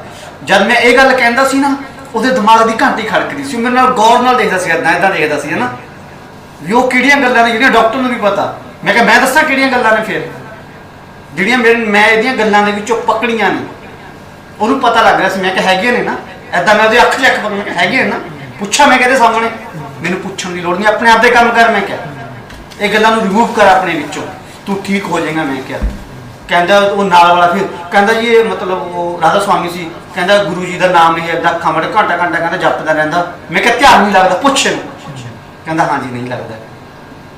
ਮੈਂ ਕਿਹਾ ਐਦਾਂ ਨਹੀਂ ਲੱਗਦਾ ਹੁੰਦਾ, ਜਿਹੜੇ ਮਰਜ਼ੀ ਧਾਰਮਿਕ ਸਥਾਨ ਤੇ ਜਾ ਕੇ ਬੈਠ ਜਾ ਆਪਣੀ ਬਿਮਾਰੀ ਸੋਲਵ ਕਰਨ ਵਾਸਤੇ, ਅੱਖਾਂ ਬੰਦ ਕਰਕੇ 2 ਘੰਟੇ ਬੈਠਾ ਰਹਿ, ਨਹੀਂ ਲੱਗੇਗਾ ਮਨ। ਮੈਂ ਕਿਹਾ ਤੈਨੂੰ ਤੇਰੇ ਉੱਤੇ ਖੁਦ ਕੰਮ ਕਰਨਾ ਪੈਣਾ, ਤੈਨੂੰ ਉਹ ਕੰਮ ਜਿਹੜੇ ਤੇਰੇ ਘਰ ਦੀਆਂ ਪਰੇਸ਼ਾਨੀਆਂ, ਜਿਹੜੇ ਬੰਦਿਆਂ ਤੇਰੇ ਦਿਮਾਗ 'ਚ, ਤੇਰਾ ਬੇਟਾ, ਤੇਰੀ ਬੇਟੀ, ਤੇਰਾ ਹਸਬੈਂਡ, ਜੋ ਵੀ ਤੇਰੇ ਦਿਮਾਗ ਦੇ ਵਿੱਚ ਘੁੰਮਦੇ ਨੇ, ਜਿਨ੍ਹਾਂ ਕਰਕੇ ਤੂੰ ਪਰੇਸ਼ਾਨ ਆ, ਉਹਨਾਂ ਨੂੰ ਪਹਿਲਾਂ ਡਿਲੀਟ ਕਰ, ਰਿਮੂਵ ਕਰ, ਇੱਕ ਇੱਕ ਕਰਕੇ ਛਾਂਟੀ ਲਾ ਉਹਨਾਂ ਦੀ। ਮੈਂ ਕਿਹਾ 5 ਦਿਨ ਦੀ ਕਾਉਂਸਲਿੰਗ ਦੇ ਵਿੱਚ ਮੈਂ ਕਹਿੰਦਾ ਮਰੀਜ਼ਾਂ ਟਨ ਹੋ ਕੇ ਗਿਆ। ਔਰ ਮਤਲਬ ਉਹਦਾ ਜਾਂਦੇ ਹੋਏ ਇਦਾਂ ਕਰ ਰਿਹਾ ਸੀ ਵੀ ਜੇ ਮੈਂ ਲੰਬਾ ਹੋ ਕੇ ਡਾਕਟਰ ਨੂੰ ਸਲੂਟ ਮਾਰਦਾ, ਮੇਰੀ ਪ੍ਰੋਬਲਮ ਸੋਲਵ ਕਰ। ਪ੍ਰੋਬਲਮ ਇੱਥੇ ਸੀ, ਇੱਥੇ ਤਾਂ ਇਹਦਾ ਤਾਂ ਕਨੈਕਸ਼ਨ ਟੁੱਟ ਗਿਆ ਸੀ ਇੱਥੋਂ। 90% ਪ੍ਰੋਬਲਮ ਸਾਡੀ ਮਾਈਂਡ ਦੀ ਹੈ। ਔਰ ਵੈਸੇ ਵੀ ਮੈਡੀਕਲ ਲਾਈਨ 'ਚ ਕਿਹਾ ਗਿਆ ਹੈ ਜਿਹੜਾ ਸਾਡਾ ਪੇਟ ਹੈ ਨਾ, ਉਹ ਦੂਸਰਾ ਬ੍ਰੇਨ ਹੈ। ਬਿਲਕੁਲ। ਯਾਨੀ ਕਿ ਆਹ ਤਾਂ ਬ੍ਰੇਨ ਹੈਗਾ ਹੀ ਹੈਗਾ, ਇਹ ਵੀ ਨਾਲ ਇੱਕ ਬ੍ਰੇਨ ਹੈ, ਬਹੁਤ ਬੜਾ ਇੰਪੋਰਟੈਂਟ ਰੋਲ ਪਲੇ ਕਰਦਾ ਤੁਹਾਡੇ ਹੈਲਥ 'ਚ। ਇਹ ਕਨੈਕਟਡ ਹੈ ਬ੍ਰੇਨ ਦੇ ਨਾਲ। ਤੇ ਜਿੱਥੇ ਇਹਦਾ ਧਿਆਨ ਰੱਖਣਾ ਹੈ ਇਹਦਾ, ਤਾਂ ਅਸੀਂ ਸਾਨੂੰ ਜਿਹੀ ਧਿਆਨ ਤਦ ਰੱਖਾਂਗੇ ਸਾਨੂੰ ਪਤਾ ਹੋਊਗਾ, ਅਸੀਂ ਸਮਝਣ ਤੇ ਵੀ ਇਹ ਬ੍ਰੇਨ ਕੰਮ ਕਿੱਦਾਂ ਕਰਦਾ, ਇਹ ਪੇਟ ਦੇ ਅੰਦਰ ਕੀ ਕੀ ਹੈਗਾ, ਕੀ ਕੀ ਚੀਜ਼ਾਂ ਦਾ ਧਿਆਨ ਰੱਖਣਾ, ਖਾਣ ਪੀਣ 'ਚ ਕੀ ਕੀ ਆਪਾਂ ਧਿਆਨ ਰੱਖਣਾ। ਅਸੀਂ ਤਾਂ ਕਹਿੰਦੇ ਜੀ ਖਾ ਪੀ ਕੇ ਹੀ ਮਰਨਾ, ਕੋਈ ਗੱਲ ਨਹੀਂ, ਮੌਜ ਕਰਕੇ ਜਾਓ। ਪਰ ਖਾਣ ਪੀਣ ਨੂੰ ਐ ਸਮਝਦੇ ਵੀ ਇਹੀ ਮੌਜ ਹੈ, ਵੀ ਜੋ ਆਉਂਦਾ ਚੱਕੀ ਜੋ ਫੱਟੇ, ਯਾਨੀ ਕਿ ਇਹਨੂੰ ਤਾਂ ਬਣਾਇਆ ਡਸਟਬਿਨ, ਜਿਹੜੀ ਚੀਜ਼ ਆ ਵੀ ਸਿੱਟੀ ਜੋ ਇਹਦੇ ਵਿੱਚ। ਪੇਸ਼ੈਂਟ ਕਹਿੰਦਾ ਜੀ ਤੁਸੀਂ ਕਹਿੰਦੇ ਵੀ ਬ੍ਰੇਨ ਕੰਮ ਐਵੇਂ ਕਰਦਾ, ਵੀ ਐਵੇਂ ਕੰਮ ਕਰਦਾ, ਤੁਸੀਂ ਬਹੁਤ ਕਹਿੰਦਾ ਮੈਂ ਸੁਣਿਆ ਤੁਹਾਨੂੰ, ਵੀ ਮੈਂ ਵਾਚ ਕਰਦਾ ਰਹਿਣਾ ਤੁਹਾਨੂੰ, ਵੀ ਤੁਸੀਂ ਐਦਾਂ ਕਿੱਦਾਂ ਕਹਿ ਸਕਦੇ ਹੋ ਇਹ ਗੱਲ ਵੀ ਦਿਮਾਗ ਦਾ ਸਿੱਧਾ ਕਨੈਕਸ਼ਨ ਆ, ਜਿਹੜੀ ਗੱਲ ਆਪਾਂ ਕਰ ਰਹੇ ਹਾਂ। ਮੈਂ ਕਿਹਾ ਤੇਰਾ ਦਿਲ ਕਰਿਆ ਹਨਾ, ਤੇਰਾ ਦਿਲ ਕਰਦਾ ਪਕੌੜੇ ਖਾਣ ਨੂੰ ਜਦ ਮੀਂਹ ਪੈਂਦਾ, ਤੇਰਾ ਦਿਲ ਕਰਦਾ ਜਦ ਮੀਂਹ ਪੈਂਦਾ ਦਾਰੂ ਪੀਣ ਨੂੰ, ਤੇਰਾ ਦਿਲ ਕਰਦਾ ਜਦ ਤੂੰ ਫੰਕਸ਼ਨ ਦੇ ਵਿੱਚ ਉਹਨਾਂ ਜਿੰਨੀਆਂ ਰੈਸਪੀਆਂ ਨੇ ਗਲੇ ਤੱਕ ਭਰਨਾ, ਤੇਰੇ ਦਿਲ ਨੇ ਕਰਿਆ। ਤੇਰੇ ਦਿਮਾਗ ਦਾ ਤੇ ਦਿਲ ਦਾ ਇਹਦੇ ਵਿੱਚ ਸਿੱਧਾ ਕਨੈਕਸ਼ਨ ਆ, ਸਿੱਧਾ ਦਿਮਾਗ ਨੇ ਸੋਚਿਆ ਤੇਰੇ ਨੇ ਹਨਾ, ਦਿਲ ਕਰਦਾ ਖਾਣ ਨੂੰ। ਹੁਣ ਦਿਲ ਥੋੜੀ ਮੰਗਦਾ ਖਾਣ ਨੂੰ, ਜੀ ਮੰਗਦੀ ਆ ਬਸ, ਪੇਟ ਥੋੜੀ ਕਹਿੰਦਾ ਵੀ ਮੈਨੂੰ ਆ ਚਾਹੀਦਾ। ਮੈਂ ਕਿਹਾ ਇਹਨੂੰ ਅੰਡਰਸਟੈਂਡ ਕਰੀ ਜਿਹੜੀ ਗੱਲ ਦੱਸਣ ਜਾ ਰਿਹਾ। ਮੈਂ ਕਿਹਾ ਤੇਰਾ ਦਿਲ, ਤੇਰੀ ਜੀਭ, ਤੇਰਾ ਹਾਰਟ, ਇਹਨਾਂ ਤਿੰਨਾਂ ਦਾ ਕਨੈਕਸ਼ਨ ਜੁੜਿਆ ਨਾ। ਸੋਚਿਆ ਤਾਂ ਦਿਮਾਗ ਨੇ ਵੀ ਉਹ ਚੀਜ਼ ਖਾਣੀ ਆ, ਉਹ ਚੀਜ਼ ਖਾਣੀ ਆ ਹਨਾ। ਮੈਂ ਕਿਹਾ ਧਿਆਨ ਨਾਲ ਸਮਝੀ, ਉਧਰੋਂ ਦਿਲ ਵੀ ਕਰੇ, ਦਿਲੇ ਕਰਦਾ ਨਾ ਵੀ ਆਪਾਂ ਕਹਿੰਦੇ ਆ। ਤੁਸੀਂ ਇਹ ਨਹੀਂ ਕਹਿੰਦੇ ਵੀ ਦਿਮਾਗ ਕਰਦਾ, ਦਿਮਾਗ ਸੋਚਦਾ ਖਾਣ ਵਾਸਤੇ, ਦਿਲ ਕਰਦਾ ਵੀ ਖਾ ਲਾ ਹਨਾ, ਜੀਭ ਸਵਾਦ ਲੈਂਦੀ ਆ। ਮੈਂ ਕਿਹਾ ਧਿਆਨ ਰੱਖ, ਜਾਂਦਾ ਕਿੱਥੇ ਆ, ਇਹਦੇ 'ਚ ਜਾਂਦਾ। ਆ ਤੇਰਾ ਗੋਲ ਹੋਇਆ ਪਿਆ ਜਿਹੜਾ ਤੇਰੀ ਟੈਂਕੀ ਬਣਦੀ ਜਾ ਰਹੀ ਹੈ। ਮੈਂ ਕਿਹਾ ਇਹਦੇ 'ਚ ਜਦ ਤੂੰ ਐਕਸਟਰਾ ਗੇੜਨਾ, ਇਹਦੀ ਇੱਕ ਲਿਮਟ ਆ, ਧਿਆਨ ਰੱਖ। ਤੇਰਾ ਇਹਨਾਂ ਦਾ ਕੋਈ ਉਹ ਨਹੀਂ ਹੈਗਾ, ਇਹ ਤਾਂ ਬਹੁਤ ਹਰਾਮਜ਼ਾਦੇ ਨੇ ਤੇਰਾ ਤਿੰਨੇ। ਮੈਂ ਕਿਹਾ ਹਨਾ, ਜਦ ਤੂੰ ਇਹਨੂੰ ਖਰਾਬ ਕਰੇਗਾ ਇਹ ਤੇਰੇ ਤੋਂ ਬਦਲੇ ਲਏਗਾ ਗਿਣ ਕੇ। ਮੈਂ ਕਿਹਾ ਹੁਣ ਸੁਣੀ ਜਾਈ ਮੇਰੀ ਗੱਲ ਧਿਆਨ ਨਾਲ। ਕਹਿੰਦਾ ਜੀ ਉਹ ਕਿਵੇਂ? ਮੈਂ ਕਿਹਾ ਜਦ ਤੂੰ ਇਹਦੇ 'ਚ ਦਾਰੂ ਗੇਰ ਭਰ ਕੇ, ਤੂੰ ਇਹਦੇ 'ਚ ਤਲਿਆ ਹੋਇਆ ਗੇਰ ਭਰ ਕੇ, ਤੂੰ ਇਹਦੇ 'ਚ ਮਿੱਠਾ ਗੇਰ ਭਰ ਕੇ, ਜਿਹੜੀ ਮਰਜ਼ੀ ਐਕਸਟਰਾ ਚੀਜ਼ ਦਾ ਤੂੰ ਲਾਲਚ ਕਰਕੇ, ਕੁਲਚੇ 버ਗਰ ਗੇਰ ਇਹਦੇ 'ਚ ਭਰ ਕੇ ਹਨਾ, ਤੂੰ ਇਹਦੇ 'ਚ ਭਰ ਕੇ ਗੇਰ, ਤੇਰੇ ਤੋਂ ਬਦਲੇ ਦੇਖੀ ਕਿਵੇਂ ਲਊਗਾ। पकौड़े खा रज के, मैं क्या तेरा बीपी ਵਧੂਗਾ, फिर तेरे ब्लॉकेज होगी, तेरा कैस्ट्रॉल ਵਧੂਗਾ, ਇਹਦੀ ਧੜਕਣ ਵਧੂਗੀ, ਹਨਾ। ਇਹ ਹੱਸੂਗਾ ਨੀਚੇ ਪਿਆ, ਇਹ ਹੱਸੂਗਾ ਵੀ ਤੂੰ ਮੈਨੂੰ ਖਰਾਬ ਕਰਿਆ ਨਾ, ਦੇਖ ਧੜਕਦਾ ਨਾ, ਕਹਿੰਦਾ ਪਲਸ ਰੇਟ ਕਿੰਨੀ ਹੈ, ਕਹਿੰਦਾ 120 ਹੋਈ ਹੋਈ ਹੈ, ਜੇ ਨਾਲ ਲੈ ਕੇ ਆਂਦੇ ਫਟ ਜਾਂਦਾ, ਪਹਿਲਾ ਅਟੈਕ ਆ ਜਾਂਦਾ ਨਾ ਟਾਈਮ ਨਾਲ। ਜਦ ਇਹ ਪਰੇਸ਼ਾਨ ਹੁੰਦਾ, ਮੈਂ ਕਿਹਾ ਨਾਲ ਇਹ ਵੀ ਪਰੇਸ਼ਾਨ ਹੁੰਦਾ, ਫਿਰ ਹਨਾ ਇਹ ਵੀ ਅਪਸੈਟ ਹੋ ਜਾਂਦਾ, ਭੁੱਲਣ ਲੱਗ ਜਾਂਦਾ, ਮੈਂ ਕਿਹਾ ਇਹ ਵੀ, ਫਿਰ ਸਾਰੀ ਰਾਤ ਇਹਨੂੰ ਨੀਂਦ ਨਹੀਂ ਆਉਂਦੀ, ਹਨਾ। ਫਿਰ ਡਾਕਟਰ ਕਹਿੰਦਾ ਖਾਣ ਪੀਣ ਬੰਦ, ਫਿਰ ਇਹ ਪਰੇਸ਼ਾਨ ਹੁੰਦੀ ਆ। ਇਹਨਾਂ ਤਿੰਨਾਂ ਨੇ ਪਰੇਸ਼ਾਨ ਇਹਨੂੰ ਕਰਿਆ, ਇਹ ਬਹੁਤ ਘੈਂਟ ਆ, ਮੈਂ ਕਿਹਾ ਗਿਣ ਕੇ ਬਦਲੇ ਲਊਗਾ, ਤੇ ਤੂੰ ਯਾਦ ਰੱਖੀ ਇਹਨਾਂ ਨੂੰ ਕੰਟਰੋਲ ਚ ਕਰ, ਇਹਨੂੰ ਜੀਬਾਂ ਨੂੰ, ਇਹਨੂੰ ਤਿੰਨਾਂ ਨੂੰ ਕੰਟਰੋਲ ਚ ਕਰ। ਮੈਂ ਕਿਹਾ ਨਹੀਂ ਕੰਟਰੋਲ ਚ ਕਰੇਗਾ, ਇਹਦੇ ਨਾਲ ਧੱਕਾ ਕਰੇਗਾ ਪੇਟ ਨਾਲ, ਗਿਣ ਬਦਲੇ ਲਊਗਾ, ਮੈਂ ਕਿਹਾ ਤੈਨੂੰ ਉਹ ਬਿਮਾਰੀਆਂ ਲਾਊਗਾ, ਇਹਨੂੰ ਤਿੰਨਾਂ ਨੂੰ ਖਰਾਬ ਕਰੂਗਾ, ਸਭ ਕੁਝ ਬੰਦ ਹੋਊਗਾ ਤੇਰਾ ਖਾਣ ਵਾਲਾ। ਫਿਰ ਜਦ ਬਿਮਾਰੀਆਂ ਫਿਰ ਡਾਕਟਰ ਕਹੂਗਾ ਵੀ ਇਹ ਬੰਦ ਹੈ, ਫਿਰ ਕਹੂਗਾ ਵੀ ਹੁਣ ਮੈਂ ਕਰਾਂ ਕੀ, ਫਿਰ ਪੈਸੇ ਵੀ ਲੱਗਣਗੇ ਜਿਹੜਾ ਕਮਾਇਆ ਹੋਇਆ, ਤੇ ਨਾਲੇ ਜੀਵ ਦਾ ਸਵਾਦ ਵੀ ਗਿਆ, ਫਿਰ ਕਹਿਣਾ ਬੰਦ। ਇਹਦੀਆਂ ਤਾਂ ਧੱਜੀਆਂ ਲਾ ਦੂਗਾ ਫਿਰ, ਇਹਦੀਆਂ ਇਹ ਪੇਟ ਦਿਮਾਗ ਦੀਆਂ, ਫਿਰ ਪੈਸੇ ਜਦ ਲੱਗਦੇ ਨੇ ਹਨਾ ਖੜਕਾ ਕੇ ਰੱਖਦੇ ਇਹਨੂੰ, ਫਿਰ ਡਿਪਰੈਸ਼ਨ ਹੋਰ ਵਧੂਗਾ, ਫਿਰ ਨੀਂਦ ਨਹੀਂ ਆਣੀ, ਫਿਰ ਉਹਦੀ ਗੋਲੀ ਫਿਰ ਖਾਣੀ ਪੈਣੀ ਹੈ। ਤੇ ਉਹੀ ਚੀਜ਼ ਹੈ, ਇਹਦੇ ਮਿਲਗੋਬਾ ਜਿਹਾ ਕੀਤਾ ਹੋਇਆ, ਅਸੀਂ ਸਮਝ ਹੀ ਨਹੀਂ ਰਹੇ ਵੀ ਅੰਦਰ ਸਿਸਟਮ, ਦੁਨੀਆ ਭਰ ਦੀ ਨੌਲੇਜ ਲੈਂਦੇ ਆ, ਇਹ ਫਲਾਨਾ ਮੋਦੀ ਇੱਦਾਂ ਕਰ ਰਿਹਾ, ਉਹ ਫਲਾਨਾ ਇੱਦਾਂ ਹੈ ਜੀ, ਸਰਪੰਚ ਨੇ ਇੱਦਾਂ ਕਰਤੀ, ਸਾਲਾ ਕੈਪਟਨ ਇੱਦਾਂ ਕਰੀ ਜਾਂਦਾ, ਲੇਕਿਨ ਇਹਦਾ ਕੀ ਪਤਾ ਹੀ ਨਹੀਂ ਹੈ। ਇਹਨੂੰ ਸਮਝ ਲੈ ਭਰਾਵਾ, ਪਹਿਲੇ ਇਹਨੂੰ ਸੈੱਟ ਕਰ ਲੈ। ਭਾਜੀ ਕਹਿੰਦੇ ਨਾ ਆਲੇ ਦੁਆਲੇ ਬਾਰੇ ਨਾ ਸੋਚੋ, ਆਪਣੇ ਬਾਰੇ ਸੋਚੋ, ਆਪਣੇ ਢਿੱਡ ਬਾਰੇ ਸੋਚੋ, ਆਪਣੀ ਸਿਹਤ ਬਾਰੇ ਸੋਚੋ। ਕਹਿੰਦਾ ਅੱਖਾਂ ਨੇ ਕਿਸੇ ਬਾਗ ਦੇ ਵਿੱਚ ਅੰਬ ਲੱਗੇ ਹੋਏ ਦੇਖੇ, ਦਿਲ ਦਾ ਕਰਿਆ ਵੀ ਜੇ ਖਾਏ ਜਾਣ, ਅੱਖਾਂ ਨੇ ਦੇਖੇ, ਦਿਲ ਦਾ ਕਰਿਆ ਵੀ ਖਾਏ ਜਾਣ, ਦਿਲ ਕਹਿੰਦਾ ਵੀ ਖਾਣੇ ਨੇ, ਦਿਮਾਗ ਦੌੜਿਆ, ਦਿਮਾਗ ਕਿਹਾ ਵੀ ਚੱਲ ਬਾਗ 'ਚ, ਪੈਰ ਚੱਲ ਕੇ ਗਏ ਕਹਿੰਦਾ ਉੱਥੇ ਤੱਕ, ਹੱਥਾਂ ਨੇ ਤੋੜੇ, ਮੂੰਹ ਨੇ ਖਾਏ, ਬਾਗ ਦਾ ਮਾਲਕ ਆ ਗਿਆ, ਡਾਂਗ ਲਈ ਉਹਨੇ ਜਿਹਦੇ ਤੋੜੇ ਤੇ, ਜਿੱਥੇ ਪੈਂਦੀ ਆ ਪੈਣ ਦੇ ਢੂਈ ਤੇ, ਹਨਾ। ਕਹਿੰਦਾ ਹੁਣ ਰੋਂਦੀਆਂ ਕੌਣ ਨੇ, ਕਹਿੰਦਾ ਅੱਖਾਂ। ਮੈਂ ਕਿਹਾ ਫਿਰ ਕਸੂਰ ਕਿਹਦਾ ਸੀ, ਦੇਖੇ ਕਿਵੇਂ ਸੀ ਪਹਿਲਾਂ, ਕਹਿੰਦਾ ਅੱਖਾਂ ਨੇ, ਹਨਾ। ਮੈਂ ਕਿਹਾ ਸਜ਼ਾ ਕਿਹਨੂੰ ਮਿਲੂ, ਕਹਿੰਦਾ ਢੂਹੀ ਨੂੰ, ਹਨਾ। ਮੈਂ ਕਿਹਾ ਪਰੇਸ਼ਾਨ ਕੌਣ ਹੈ, ਕਹਿੰਦਾ ਦਿਮਾਗ, ਹਨਾ। ਬਿਲਕੁਲ ਸਹੀ ਹੈ, ਸਜ਼ਾ ਸਭ ਨੂੰ ਮਿਲੀ ਆ, ਜਿਨ੍ਹਾਂ ਨੇ ਟੇਸਟ ਕਰਿਆ। ਹਾਂਜੀ, ਬੁੱਢੇ ਹੋਣ ਦਾ ਠੀਕ ਵਕਤ ਕਿਹੜਾ ਹੈ, ਇਸ ਤੋਂ ਅੱਗੇ ਆਪਾਂ ਗੱਲ ਕਰਦੇ ਹਾਂ।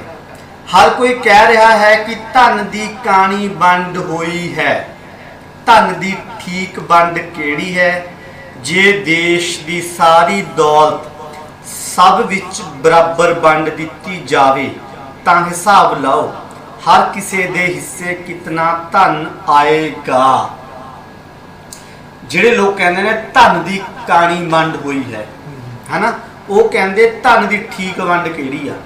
ਜੇ ਤੁਸੀਂ ਸੋਚਦੇ ਹੋ ਇਦਾਂ ਕਿ ਪੈਸਾ ਆਪਾਂ ਜੇ ਗਰੀਬੀ ਦੂਰ ਕਰਨੀ ਹੋਵੇ, ਅਮੀਰਾਂ ਦਾ ਪੈਸਾ ਲੈ ਕੇ, ਅਮੀਰਾਂ ਦਾ, ਅਬਾਨੀ ਅਡਾਨੀ ਦਾ, ਬਿਰਲਾ ਟਾਟਿਆਂ ਦਾ ਪੈਸਾ ਲੈ ਕੇ ਸਾਰਿਆਂ ਨੂੰ ਵੰਡ ਦਿੱਤਾ ਜਾਵੇ, ਕੌਣ ਕੰਮ ਕਰੂਗਾ? 15-15 ਲੱਖ ਸਭ ਦੇ ਖਾਤੇ 'ਚ ਪਾ ਦਈਏ, ਕੌਣ ਕੰਮ ਕਰੂਗਾ? ਜਿਹੜੀ ਕਿਸੇ ਫੇਰ ਤਾਂ ਹੋਰ ਕੰਮ ਹੀ ਨਹੀਂ ਕਰਨਾ ਕਿਸੇ ਨੇ, ਤਾਂ ਹੋਰ ਨੀਚੇ ਜਿਹੜਾ ਹੈਗਾ ਗ੍ਰਾਫ ਹੋਰ ਨੀਚੇ ਜਾਊਗਾ, ਹੋਰ ਨੀਚੇ ਜਾਊਗਾ। 15 ਲੱਖ ਤਾਂ ਖਤਮ ਹੋ ਜਾਣਾ, ਜਾ ਕੇ ਸਾਲ 'ਚ ਖਤਮ ਹੋ ਜੂ, ਵੱਧ ਤੋਂ ਵੱਧ ਹੋਰ ਕੀ 2 ਸਾਲ 'ਚ ਕਰ ਲਓਗੇ ਜਿਹੜੀਆਂ। ਲੇਕਿਨ 2 ਸਾਲਾਂ ਦੇ ਵਿੱਚ ਜਿਹੜਾ ਨਿਕੰਮਾ ਬਣਾਉਣਾ ਉਹ ਕੰਮ ਤਾਂ ਹੋਣਾ ਨਹੀਂ, ਉਹ ਤਾਂ ਫਿਰ ਬੈਕਫੁੱਟ ਤੇ ਕੰਮ ਹੀ ਇੰਨਾ ਖੜ ਜਾਣਾ, ਸਾਰਾ ਅਪਸੈਟ ਹੋ ਜਾਣਾ। 15 ਲੱਖ ਰੁਪਇਆ ਤਾਂ ਬਹੁਤ ਬੜੀ ਗੱਲ ਆ। ਤੁਹਾਨੂੰ ਆਟਾ ਦਾਲ ਦੀਆਂ ਸਕੀਮਾਂ ਨੇ ਨਿਕੰਮੇ ਕਰਕੇ ਰੱਖਤਾ, ਗਰੀਬ ਲੋਕਾਂ ਨੂੰ ਕੰਮ ਨਹੀਂ ਛੱਡਿਆ ਹੈਗਾ, ਫ੍ਰੀ ਜੁਨਟਾਂ ਨੇ ਨਿਕੰਮੇ ਕਰਕੇ ਰੱਖਤਾ। ਜੇ 15-15 ਲੱਖ ਦੇਤਾ ਹੋਰ ਨਿਕੰਮੇ ਹੋ ਜਾਣਗੇ। ਫਿਰ ਤਾਂ ਬਿਲਕੁਲ ਹੀ ਜਿਹੜਾ ਬੰਦਾ, ਉਹੀ ਗੱਲ ਆ ਰਹੀ ਹੈ, ਜੇ ਦੇਤਾ ਤਾਂ ਉੱਪਰ ਚੜਨ ਦੀ ਸੋਚੇਗਾ ਕੌਣ? ਫਿਰ ਕੀ ਕਹਿੰਦਾ ਉਹ? ਹਰ ਕੋਈ ਕਹਿ ਰਿਹਾ ਹੈ ਕਿ ਧਨ ਦੀ ਕਾਣੀ ਵੰਡ ਹੋਈ ਹੈ। ਮੈਂ ਕਹਿ ਰਿਹਾ ਧਨ ਦੀ ਕਾਣੀ ਵੰਡ ਹੋਈ ਹੈ। ਧਨ ਦੀ ਠੀਕ ਵੰਡ ਕਿਹੜੀ ਹੈ? ਕਹਿੰਦਾ ਸਾਹਮਣੇ ਵਾਲਾ ਕਹਿੰਦਾ ਨਾ, ਜੇ ਦੇਸ਼ ਦੀ ਸਾਰੀ ਦੌਲਤ ਸਭ ਵਿੱਚ ਬਰਾਬਰ ਵੰਡ ਦਿੱਤੀ ਜਾਵੇ ਤਾਂ ਹਿਸਾਬ ਲਾਓ ਹਰ ਕਿਸੇ ਦੇ ਹਿੱਸੇ ਕਿੰਨਾ ਧਨ ਆਏਗਾ। 15 ਲੱਖ ਨਹੀਂ, 50-50 ਲੱਖ ਆਏਗਾ, ਕਰੋੜ ਰੁਪਇਆ ਆਏਗਾ ਇੱਕ ਦੇ ਹਿੱਸੇ। ਕੌਣ ਕੰਮ ਕਰੂਗਾ ਇੱਥੇ ਜੇ ਪੂਰੇ ਦੇਸ਼ ਦੀ ਬਰਾਬਰ ਵੰਡ ਦੋ ਤੁਸੀਂ? कौन छोटा बड़ा रहेगा, कौन स्ट्रगल करेगा, कौन पढ़ेगा। ਕਿਉਂਕਿ ਫਿਰ ਤਾਂ ਤੁਹਾਨੂੰ ਉਹਨਾਂ ਕੋਲ ਵੀ ਆ ਜਾਏਗਾ ਨਾ ਜਿਹੜੇ ਕੈਪੇਬਿਲਿਟੀ ਰੱਖਦੇ ਨਹੀਂ ਹੈ, या ਡਿਜ਼ਰਵ ਨਹੀਂ ਰੱਖਦੇ। ਜਿਹੜੀ ਚੀਜ਼ ਜਦੋਂ ਆਪਾਂ ਡਿਜ਼ਰਵ ਨਹੀਂ ਕਰਦੇ ਆਪਾਂ, ਜੇ ਉਹ ਚੀਜ਼ ਸਾਨੂੰ ਮਿਲਦੀ ਹੈ ਅਸੀਂ ਉਹਦੀ ਕਦਰ ਨਹੀਂ ਕਰਦੇ, ਉਹ ਸਾਡੇ ਕੋਲ ਰਹਿੰਦੀ ਵੀ ਨਹੀਂ। या ਇੱਕ ਇਹਦੀ ਵੱਡੀ ਐਗਜ਼ਾਮਪਲ ਇਹ ਹੈ, ਪਿੱਛੇ ਜੇ 5-6 ਸਾਲ ਪਹਿਲੇ ਕੌਣ ਬਣੇਗਾ ਕਰੋੜਪਤੀ ਦੇ ਵਿੱਚ या ਉਹਦਾ ਬਕਾਇਦਾ ਇੰਟਰਵਿਊ ਆਇਆ। ਉਸਨੇ 5 ਕਰੋੜ, ਹੁਣ ਮੈਂ ਨਾਮ ਭੁੱਲ ਰਿਹਾ ਕੀ ਹੈ, ਬਕਾਇਦਾ ਨਿਊਜ਼ 'ਚ ਵੀ ਆਇਆ ਹੈ, जी ਇੱਕ ਆਰਟੀਕਲ ਸੀਗਾ, ਆਰਟੀਕਲ ਦੇ ਵਿੱਚ ਸੀ।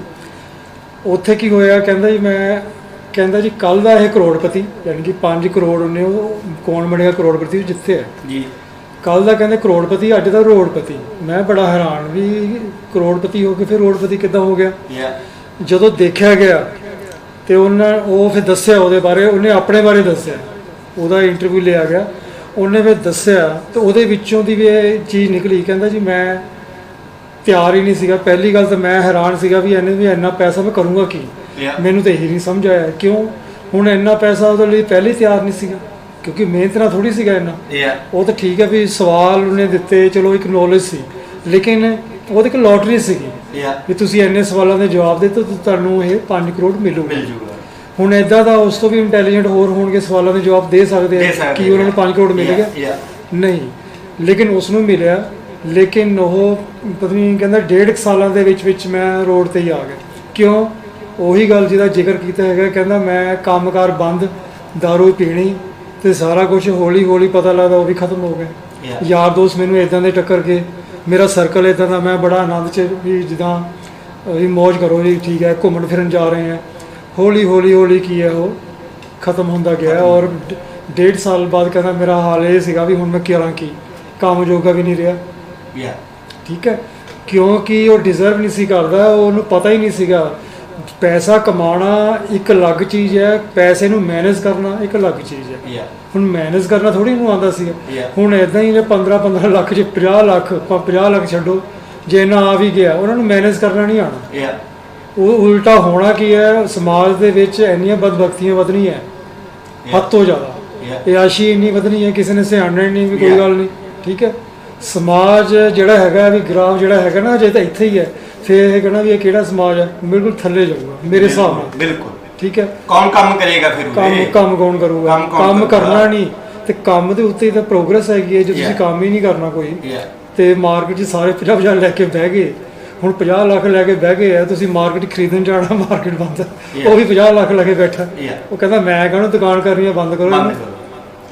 ਤੇ ਬੈਠ ਭਾਜੀ ਨੇ ਬੜੇ ਸੋਹਣੇ ਤਰੀਕੇ ਨਾਲ ਐਕਸਪਲੇਨ ਕਰਤਾ। ਸ਼ਾਇਦ ਮੈਂ ਮੇਰੇ ਸ਼ਬਦਾਂ 'ਚ ਇਸ ਗੱਲ ਨੂੰ ਨਹੀਂ ਐਕਸਪਲੇਨ ਕਰ ਪਾਉਣੀ ਸੀਗੀ, ਪਰ ਬਹੁਤ ਸੋਹਣੇ ਤਰੀਕੇ ਨਾਲ ਕਰੀ ਆ ਭਾਜੀ ਨੇ ਇਹਨੂੰ ਐਕਸਪਲੇਨ। ਜੋ ਭਾਜੀ ਨੇ ਉਦਾਹਰਨ ਦਿੱਤੀ ਆ, ਬਿਲਕੁਲ ਅਸੀਂ ਨਹੀਂ ਕਰ ਸਕਦੇ ਹੈਗੇ ਐਦਾਂ। ਜੇ ਤੁਸੀਂ ਕਿਸੇ ਨੂੰ ਵੀ, ਤੁਸੀਂ ਇਹ ਤਾਂ ਇੱਕ ਵੱਡੇ ਲੈਵਲ ਤੇ ਕਹਿ ਸਕਦੇ ਆਪਾਂ ਵੀ ਜੇ ਸਾਰੇ ਦੇਸ਼ ਦੇ ਵਿੱਚ ਪੈਸਾ ਬਰਾਬਰ ਮਾਤਰਾ 'ਚ ਵੰਡ ਦਿੱਤਾ ਜਾਵੇ ਤਾਂ ਕੋਈ ਕੰਮ ਨਹੀਂ ਕਰੇਗਾ। ਬਿਲਕੁਲ ਜਿਹੜੀ ਕਰੋੜਪਤੀ ਵਾਲੀ ਵੀ ਆ, ਸਾਨੂੰ ਪੈਸਾ ਜਿੰਨਾ ਮਰਜ਼ੀ ਦੇ ਦੇ, ਸਾਨੂੰ ਵਰਤਣਾ ਨਹੀਂ ਆਉਂਦਾ ਹੁੰਦਾ। ਸਾਡੇ ਪਿੰਡਾਂ ਦੇ ਵਿੱਚ ਜੇ ਅਸੀਂ ਦੇਖੀਏ ਨਾ, ਬਹੁਤ ਸਾਰੇ ਲੋਕ ਬਹੁਤ ਸ਼ਾਰਟ ਦੇ ਵਿੱਚ ਪੁੱਠੇ ਸਿੱਧੇ ਕੰਮ ਕਰਕੇ, ਤੁਸੀਂ ਜਾਂ ਵੈਸੇ ਹੀ ਦੇਖ ਲਿਓ ਕਿਸੇ ਕੋਲੇ ਪੈਸਾ ਆ ਜਾਵੇ ਨਾ ਇੱਕਦਮ, ਜਾਂ ਕਿਸੇ ਜੌਬ ਤੋਂ ਆ ਜਾਏ, ਕੋਈ 2 ਨੰਬਰ ਦਾ ਕੰਮ ਕਰਕੇ ਆ ਜਾਏ, ਕਿਸੇ ਢੰਗ ਤਰੀਕੇ ਨਾਲ ਮੋਟਾ ਪੈਸਾ ਆ ਜਾਏ, 90-95% ਲੋਕਾਂ ਤੋਂ ਪਚਦਾ ਨਹੀਂ ਹੈਗਾ। 5% ਹੁੰਦੇ ਨੇ ਜਿਹੜੇ ਪਚਾ ਜਾਂਦੇ ਨੇ ਪੈਸੇ ਨੂੰ। 90-95% ਲੋਕ ਇੱਕ ਦੂਜੇ ਨਾਲ ਮੋਢੇ ਮਾਰਨ ਲੱਗ ਜਾਂਦੇ ਨੇ ਉਸ ਪੈਸੇ ਨੂੰ ਲੈ ਕੇ।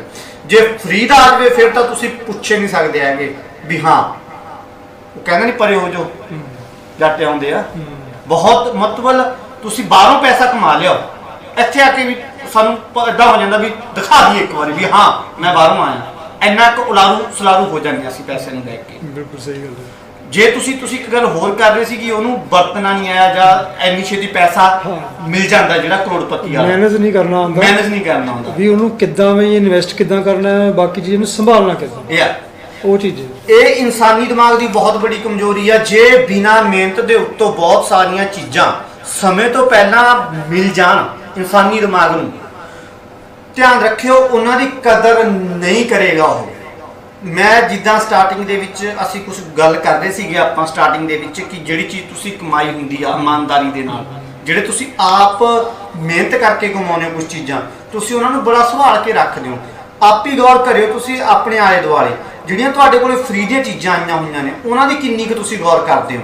ਜਾਂ ਜਿਹੜੀਆਂ ਤੁਹਾਨੂੰ ਲੈਟਰੀ ਚੋਂ ਨਿਕਲੀਆਂ ਹੋਈਆਂ ਨੇ, ਜਾਂ ਜਿਹੜੇ ਬੰਦਿਆਂ ਕੋਲੇ 2 ਨੰਬਰ ਦਾ ਪੈਸਾ, ਤੁਸੀਂ ਉਹਨਾਂ ਨੂੰ ਉਡਾਉਂਦੇ ਦੇਖਿਓ।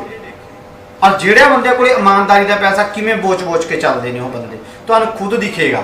ਜਿਨ੍ਹਾਂ ਦੇ ਆਲੇ ਦੁਆਲੇ 2 ਨੰਬਰੀਏ ਬੰਦੇ ਹੈਗੇ ਨੇ, ਉਹਨਾਂ ਦੇ ਨਾਲ ਕਦੇ ਤੁਸੀਂ ਸ਼ਾਪਿੰਗ ਕਰਨ ਜਾਇਓ, ਤੁਸੀਂ ਦੇਖੋਗੇ ਵੀ ਯਾਰ ਇਹਨੇ ਪਰਵਾਹ ਨਹੀਂ ਕਰੀ, ਇਹਨੇ ਵਾਰਨਿੰਗ ਨਹੀਂ ਕਰੀ ਹੈਗੀ ਵੀ ਸਾਹਮਣੇ ਵਾਲੇ ਨੇ 5000 ਮੰਗਿਆ, 4200 ਦੀ ਚੀਜ਼ ਦਾ ਨੇ 5 ਦੇਤਾ, ਜਦ ਕਿ ਪਤਾ ਸੀ ਕਿ ਚੀਜ਼ 4200 ਦੀ ਆ।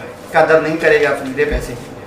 ਇਸ ਕਰਕੇ ਬੜਾ ਭੈੜਾ ਹੋ ਜਾਏਗਾ ਸਮਾਜ ਜੇ ਸਾਰਿਆਂ ਦੇ ਵਿੱਚ ਪੈਸਾ ਇੱਕ ਸਾਰ ਵੰਡ ਦਿੱਤਾ ਗਿਆ। ਸਾਡੇ ਪ੍ਰੋਗਰਾਮ ਦੀ ਅੱਜ ਸਮਾਪਤੀ ਆ। ਅਸੀਂ 1 ਘੰਟਾ ਹੀ ਲਾਉਣਾ ਸੀਗਾ ਪ੍ਰੋਗਰਾਮ ਦੇ ਉੱਤੇ, ਤੇ ਮਿਲਦੇ ਹਾਂ ਤੁਹਾਨੂੰ।